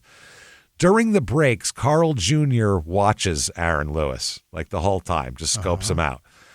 And he said, quote, it's classic Aaron Lewis. It looked like he was enjoying his candy in typical fashion. He got a good lean in so he could see the television footage of himself. He's quite the character, which is quite the character means I'd stab him in the throat if you give me fucking near him. 2 feet within him. Fuck that guy I will carve him up. Yeah. So the verdict comes in, 3 men and 9 women on this jury, which is not great for this guy, I don't think. No. It's not a good jury breakdown for him. They start deliberating at about 3 p.m. They deliberate for 45 minutes and they're done. Oh. That is literally just enough time to fill the paperwork out. Very quick, yeah. Very quick. He is found guilty of capital murder and kidnapping, obviously. Okay, yeah. He shows no emotion. As he's led away, he gives a peace sign to the cameras. He thinks, yeah, this is like fun for him. This is some kind of weird, hey, look at me, I'm famous. Yeah. Yep. So the sentencing comes around, and the death penalty's on the table here. Yeah. But the family had been asking about how does it work when you pursue the death penalty, basically. Yeah. Carl Jr. said, quote, the prosecutors walked us through what that really means. Not just they say, sentence you to death, then you cheer, and then he's dead. That's not how it works. The prosecutor said, this means years of appeals. They said, we'll go for it if you really want, but it is years of appeals. You're going to be reliving this over and over again every couple years for the next 30 years, basically. Oh, boy. Do you want that? And Carl Jr. said, we just wanted it over. As long as he was away forever and couldn't hurt anybody else, we just wanted it over with, which is the most reasonable thing that you could do. Let's save the state $15 million while we're at it, too. Yeah. And I'll feel better. So everybody's happy. Sure. So the victim impact statement here, Carl Jr. says, we've been wearing these chains for 16 months and they just fell off. My mom's at better peace now. The only thing she did that day was go to work. I still can't fathom that my mom was murdered while doing her job that she loved so much. She was an angel among us. And the judge says, you, sir, may fuck off. Life without parole for capital murder. Okay. Life without parole for kidnapping. Okay. To run consecutively. Oh, dang. Bye, asshole. You're going. You're never going to go. They really made a spectacle out of him. Oh, yeah. They fucked him. They gave him the worst thing they could give him. That's not the death penalty. Put him away forever. There you go. Forever. Never getting out. Yeah. So some reactions here. Juror number 7, while speaking anonymously, said, we walked in knowing he was guilty, meaning walking into the jury room, not the courtroom initially. Yeah. That would be the whole trial. That would reverse the whole thing if they said, we walked in. I was like, look at him. Gross. Look at that sick fuck. Yeah, we walked in knowing he was guilty. The evidence was overwhelming. We deliberated for 45 minutes out of respect for the process. But really, we knew in 5 minutes. They couldn't come out 7 minutes later. The judge is still putting mustard on his Subway sandwich going, what happened now? You guys are ready? They got words to say? How? Oh, my God. The juror goes on to say this, and this is every fucking time one of these guys tries to testify because they need to put their own stink on it because they think they can lie, to convince people of anything. Sure. This juror said the worst part was his testimony.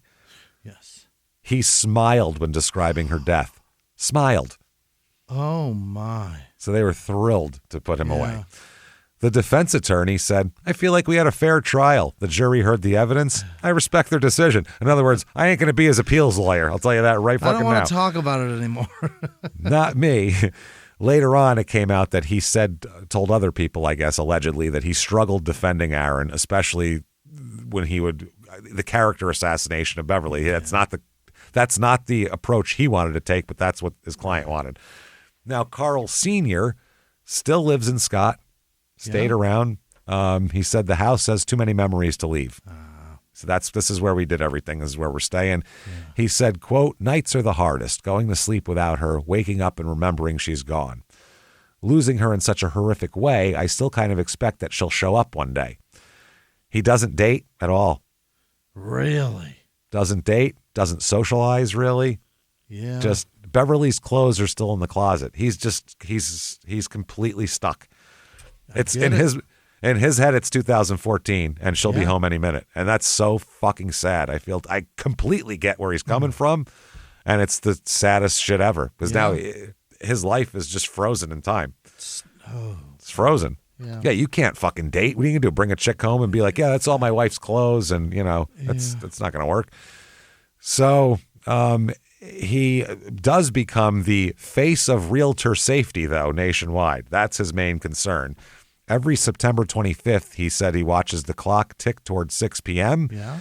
He said, it's what I do every year, 6 p.m., which is the time of that appointment where she was kidnapped. I just say a prayer and I'm in that moment. I kind of apologize, or this is the son said, I kind of apologize for my mom for what she had to go through. He actually thanks Crystal for testifying. Yeah, you got to. Yeah, as much of a piece of shit as she is, we did put this guy away because of her. And he said he knows it's the only reason Aaron was convicted. And he said, it's gratitude, but it's complicated. You know. Yeah, thanks for being such a frigid bitch. Yeah, thanks. Appreciate that, for being passive-aggressive asshole and then talking about it afterwards. He also starts the Beverly Carter Foundation. This is Carl Jr. that goes into that. Carl Sr. helps here. The Beverly Carter Foundation to educate real estate professionals about safety. And he said changes in the industry that could have saved his mother's life. Carl Jr. quits his job and also becomes a real estate agent. He's going to go get them all. And he's going to have like 2 guns on him at all times going, come and get me. I'll meet you at 8:30. No problem. Sure. My real estate agent carries a fucking 38 in her fucking in her purse. Well, that's dangerous. Yeah. It's fucking dangerous, especially in Arizona. So, but he didn't become a real estate agent to sell houses, but to understand the vulnerabilities from the inside so he could do this foundation better. He travels, he speaks at real estate conferences, trains agents. His presentation includes crime scene photos. Oh, Christ. This is what can happen to you. Yeah. Text message evidence. Beverly's final recording. He plays that for people. He's running like a rookie symposium for real estate agents. Some chick's going to take all your money and give you diseases. You better watch out. He's running like the NFL's rookie symposium, basically. Boy. And safety protocols that could have saved her. He says, that really pushes me forward. When people confide in you the ways they've been victimized, harassed, stolen from, you really want to get to work and help them. So the industry also goes into they embrace technology, basically. They have a lot of the agents wear jewelry with hidden panic buttons in it. Nice. It's called InvisiWare. GPS tracking mandatory for all showings, apps that alert if the agent doesn't check in at certain times. Virtual tours is a first option also. Go look at it online. There's your virtual tour. And then we'll get you come into the office if you want to see it after that. Tell me what you're most interested in this house. No showing alone after dark. Clients are required to meet at offices first. You copy their driver's license. You can do background checks on them. They establish code words. They make that red folder thing kind of a big deal. Buddy system required for isolated properties. And the Arkansas state passes enhanced penalties for crimes against real estate agents. Wow. And several other states do the same. And then they were proposing federal legislation, which I don't think went anywhere. Now, in media, this case was covered by Dateline, called Secrets Uncovered. Then it was covered again by Dateline, Unforgettable. It was a retrospective on the first episode from years before. We couldn't stop thinking about this. Fuck, man. An ID channel one called, a series called No One Can Hear You Scream. Christ, you guys. And then, of course, Nancy Grace talks about it constantly because she's like, I look like a real estate agent, don't I? Look at me. This could happen to me. No, we want to kill you for other reasons, Nancy. Yeah, Jesus Christ. I'd love to kill you in an empty house. Don't get me wrong, but not for that reason. I want to take you somewhere where nobody can hear you scream. Yeah, that would be great. And make it a secret that gets uncovered. Yeah. So Crystal in prison, she is at the Wrightsville Women's Facility in 2020. Now, in 2020, she writes a 4-page handwritten letter to Governor Asa Hutchinson. Wanting clemency. Quote, I have found God and achieved exemplary institutional adjustment. I know I can never say or do enough to change what I did. I have a debt to pay to society, and it would be more productive to pay this debt volunteering and monitoring on the outside than staring at 4 walls on the inside, eating up taxpayer dollars. I just want to help you, really, is what it is. I am asking you for a second chance to prove myself redeemable to society. Wow. Okay. Both he and the parole board said, get the fuck out of here. Fuck you. By the way, she won't be eligible for parole again until 2035. Your response to a woman is dead or Whatever. Do what you want, whatever. That's you. Whatever. Should I kill this lady now? They should have replied to her email or her clemency request with whatever. Whatever. Do what you want. That's fucking great. Wow. So her prison record shows participation in educational courses, counseling sessions, and religious programs. Excellent. Good for her. Well, we'll see you in fucking 10 years. Why don't you fuck her? Yeah. Go. Why don't you just fuck her already? Now, Aaron is appealing, obviously, on phone recording is an issue, among other things. Yeah. Because he said that should have never been allowed in. Also, Lewis himself directed the deputies to bring his cell phone, which had been lawfully seized. So there's no indication the deputies pressured him to play the recording. He literally said, I'm going to show you something, or I'll let you hear something. Yeah. Hand me my phone. They said a spontaneous statement, regardless of the dictates of Miranda, is not automatically rendered inadmissible. True. Spontaneous statements are not compelled or coerced in any way that violates the Fifth Amendment privileges against self-incrimination. So you basically fuck you walk off. up to a cop and say, there's meth in my pocket. If they find meth in your pocket, you told them it was there. You told them there was meth in your pocket. Miranda or not. Yeah. It's very fucking stupid. So they said it's obvious that Lewis controlled the circumstances that resulted in him revealing the voice recording, not the police. Yeah. Accordingly, no police misconduct. There was no reason to suppress the voice recording. I agree. Aaron in prison is a complete fuck up and disaster, just like in life. It's never going to stop.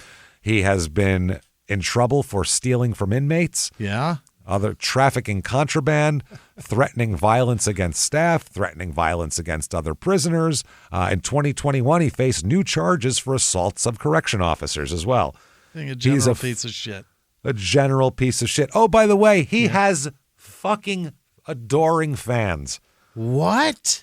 He has people sending him money and pictures. What? And women are all over this fucking guy. Is he handsome? Not really. Very average. Exceedingly fuck? Average. Average looking cat. Don't get it? It's not about looks here. It's about the manipulation. It's a psychological thing. Some people have a thing of, if this person's such a monster, I could make them not a monster, I bet. You know what I mean? Yeah. That's what they think. They really think that they could fix them is what it is. And that's a real thing. So he looks like less handsome Pete Davidson. Is that possible? No. Yes. Somehow he figured that. Looks like a salamander and Pete Davidson. Let's pick something out. Pete Davidson is the bottom of the barrel of Pete Davidson's. There he is. Looks wise. I found him. That's not it. So he anyway, they're sending him all this shit. One letter intercepted by prison officials. He said, quote, Beverly wanted it. She was bored with her life. I gave her excitement. She died happy. What the shit, man? This letter was forwarded to the prosecutors as evidence of his continued lack of remorse. Yeah.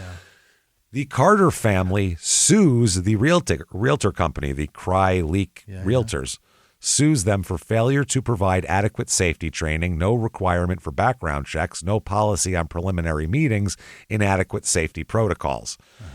They said that the lawsuit is dismissed, though. The judge rules that the employers are not responsible for criminal acts of third parties. It didn't if it happened like in their office, they were saying like it's free ice cream for ex-murderers day, for paroled murderers day. That would be one thing, but she's out just doing her normal job. If a garbage man got killed by somebody in their yard, they wouldn't sue the garbage company and say it was their responsibility to protect them, is what they're saying. So Aaron in prison here, he is Arkansas Department of Corrections number 151373, in case you want to write him a love story. Please leave. Or love note here. He's in the Varner Supermax facility, which sounds about right, I would say here. That's at 320 Highway 388 in Gould, Arkansas. And his custody classification is C5, which I think is probably keep him away from everybody. Pretty intense. Pretty intense. Beverly is buried at the Pinecrest Memorial Park and Garden Mausoleum. So she got a proper burial here, not one in a fucking shallow grave in a concrete company yard. And then the kidnapping house. Oh. Remember that? Yeah. Okay, well. So it was for sale? Yeah, everyone knew Beverly Carter around this area. It was crazy.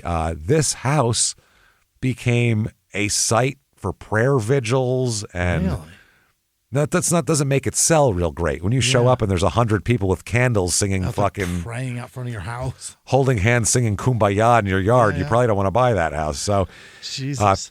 People left flowers and cards. Even realtors brought their commission checks signed over to Beverly. Really? I don't know what good that does, Send but they did that. To her husband. Jesus. Yeah.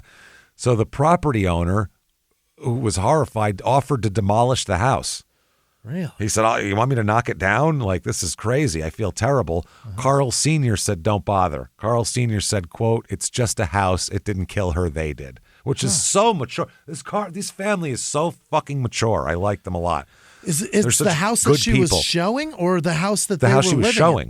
The house she was showing. Wasn't even killed there, right? No, it was tased and duct taped and dragged out there. But still, it was the source of where it all started here. Yeah. The house sat empty for months, and then eventually it sold for below asking price here. Now I have some of these.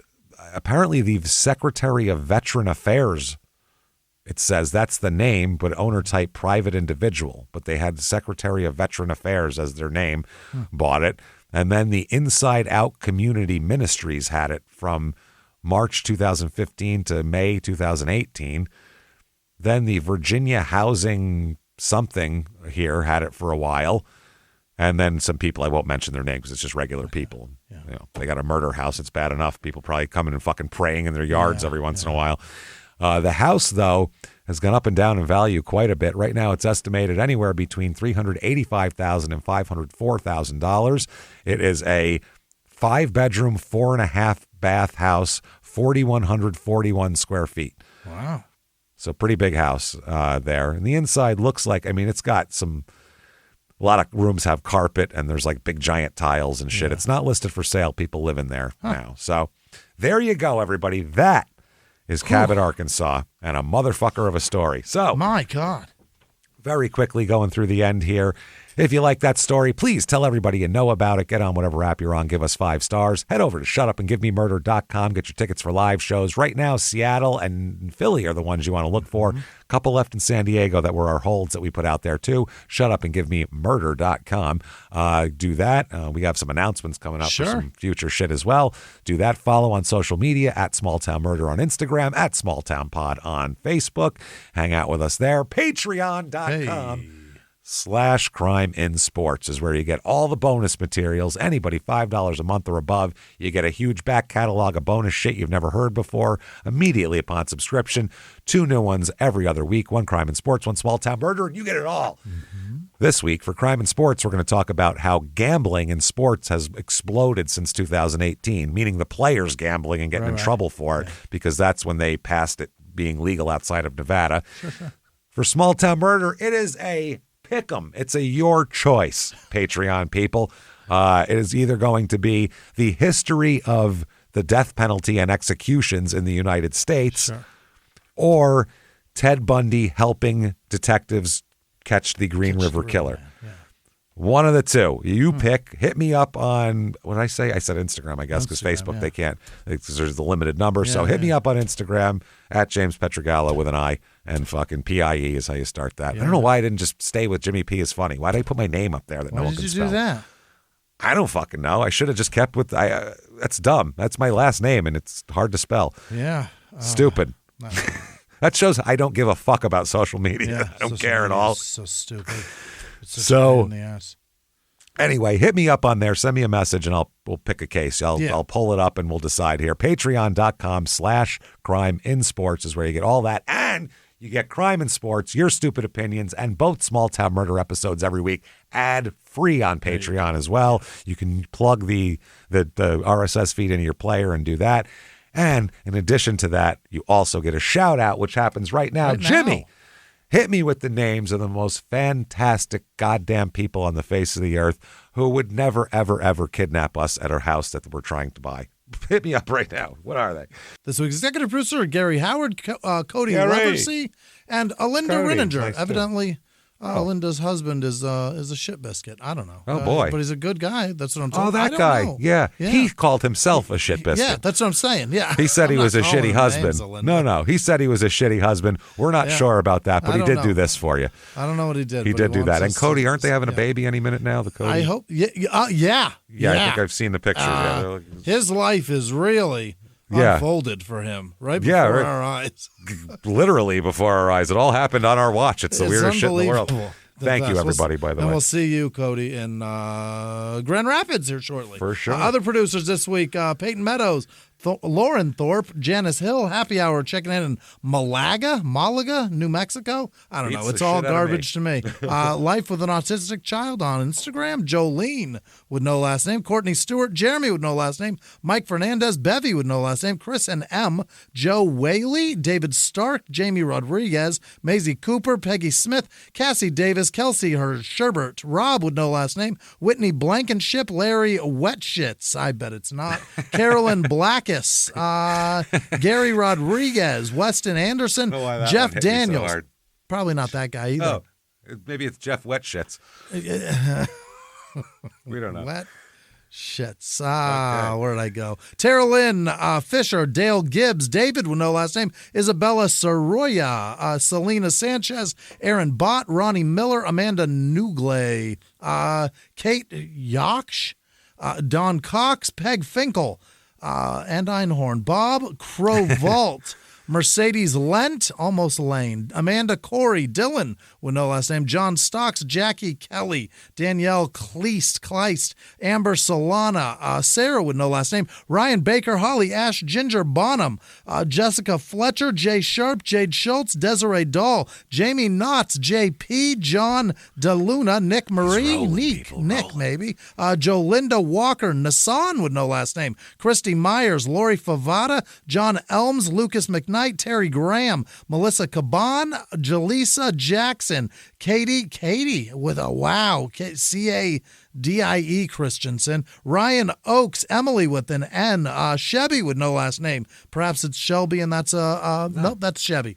Tim Carpenter, I said that. No, I didn't. Danon Morset, Cheryl Gonsalves probably, and Celia, Fish Blood, Russell L, Nick with no last name, M and A, the letters M and A, Whitney Lee, Shelby, and Simon Johnson, Norsk Racer 98, Brett Blatnick, Brandy with no last name, Joe Gunderson, Hector Frere, Ajaka Jr., John Cloman, Morgan Luke, Max Antone, Olivia with no last name, Clayton Terry, NH Gin, perhaps it's New Hampshire Gin, I don't know, Scott Huff, Alexandra Martinez, Jackson Clayton, Illustrated Lefty, LC32, Rhonda Schuler, Emily Rakovich, Hales with no last name, Jamie Sullivan, Ashley Shambo, Zethmac 10, Jonathan, like a Jonathan, that's what that is. John-a-thon, that's a whole bunch of Johns. Stephen Art, 26 miles of John. 24.6? What is it? 26.8? What is it? Just 26, isn't it? Isn't it? No, I think it's 26.4 maybe. Point something. Yeah. Or 24.2. 26.2. There it is. Yeah, I think 13 because you see 13.1 on people's. there it is. There That's you go. right. Yeah. That's what. We got All it. right. Aileen Murphy, Mia Moffat, Carol Carlson. Is Jimmie single? None of your goddamn business. Isaac Moya, Mishka Wolfie, Nathan Conklin, Paul Howard, Stephen Arts. I said that. Logan Seeger? I think I said that. Aaron McCoy, KT, the initials, Devin Childress, Jeremy Jensen, Dawn with no last name, Amanda Hall, Ebony Miles, Stone Tadlock, Maya with no last name, Kelly Sexton, Lisa Kabazi, Alice Parsons, plural, Gary with no last name, Cat Dad Preacher, Cassie and Shauna, John Fredericks, Melissa Whetstone, Stacy Sims, Leslie Jacobs, Calvin Eberhardt, Connor with no last name, Thick Toothpick, Joni Freed, Lily Patton, Christina Garapai, Steph with no last name, Gary Massey, Steffi, nope, that's Katie, Sanford, Jax with no last name, Rubber Fetish Chem, What? Katie with no last name. June with no last name. Raquel Martin. Kizu Wolf. Laura Akumanu. Tony Farnham. Quill River. Carrie McDade. Brianna Sharp. Brandon Thomas, Charlotte with no last name, Anthony Wally, Virginia Snyder, Savante with no last name, Tyler Speakman, Janice with no last name, Brandon Crumpton, Kelsey with no last name, Barbie Wachowski, Mitchell, Mitchell Halsey, Perfect. Darian Hardy, Tyler Roth, Lil Big Cups, LOL Big Cups. I don't know. Jamie with no last name. Jenny Scheib, like Earl's kid. BR. $39.99, whole car. $99. Yolkstetter. Carter Yolkstetter, Cody Fletcher, Ozco Tarsh, Francis with no last name, Heidi with no last name, Sissy Puss, I don't know, Melanie Harvey, Kristen Wells, The Rusty Tortoise, Mike Eccles, Ann Moyle, oh boy, Karen Wright, Tammy Sparks, Desmolins 25, Dean Burns, Megan Elwell, Pamela Nelson, Jacob Seibnaller, John with no last name, Stacy Wellman, Eric Castro, Matthew Fisher, Love P, Ashley McLean, Matt with no last name, Max Mostra, Eric Falk, Nick Denier, Morgan with no last name, Denier, Jared Craig, Melly Meza, Michelle DeLucio, Zach with no last name, True Crime Stoner Girl. She's in Phoenix, evidently. Jennifer Scott, JT Smith, Schmidt. That's Schmidt. Mary Muncher. Jesus Christ, Mary. Oh. Okay. Elizabeth Roman. That's Sco. Lever 73. Sarah Sherlin. Rick Triplet. Elise with no last name. James Hadfield. Michael. Michelle. Mitchell. Strage? I don't know. It's Michelle, possibly. Doug Harris, Job F, Nicole Booth, Nicole Hartley, CTB, Aaron with no last name, Tiffany Coburn, Christian Gallagher, Mullen Nardi, Ryan Nickel, Victoria Jelani, Mad Maz, Victoria, no, that's Vicky with no last name, Trisha M, Sarah with no last name, Amy Conway, Margot Jackson, Gibby the Mailman, Andrea Reeves, Tiffany Beeching, Dina Wilhelm, Christina Jules, Robert Goland III, Cam Barnett, Robert Burgess, Julia Booth, KVT Mitchum, Jordan with no last name, Katie with no last name, Rachel Peak, nope, that's Gretchen Peak, Cheesy Bloke, Chris DiMartino, Deepak with no last name, Luke Barker, Michael Mitchell, Stephanie Forks, Millette Michael, Christian Albrecht, Jacob Whitford, Jody McFarland, Jen Bartgis, Hit a Shoe, Height Shoe, Janda Roos, T-Loy Law, Brandon Conover, Jaron Becker, Chloe Money, Shenancy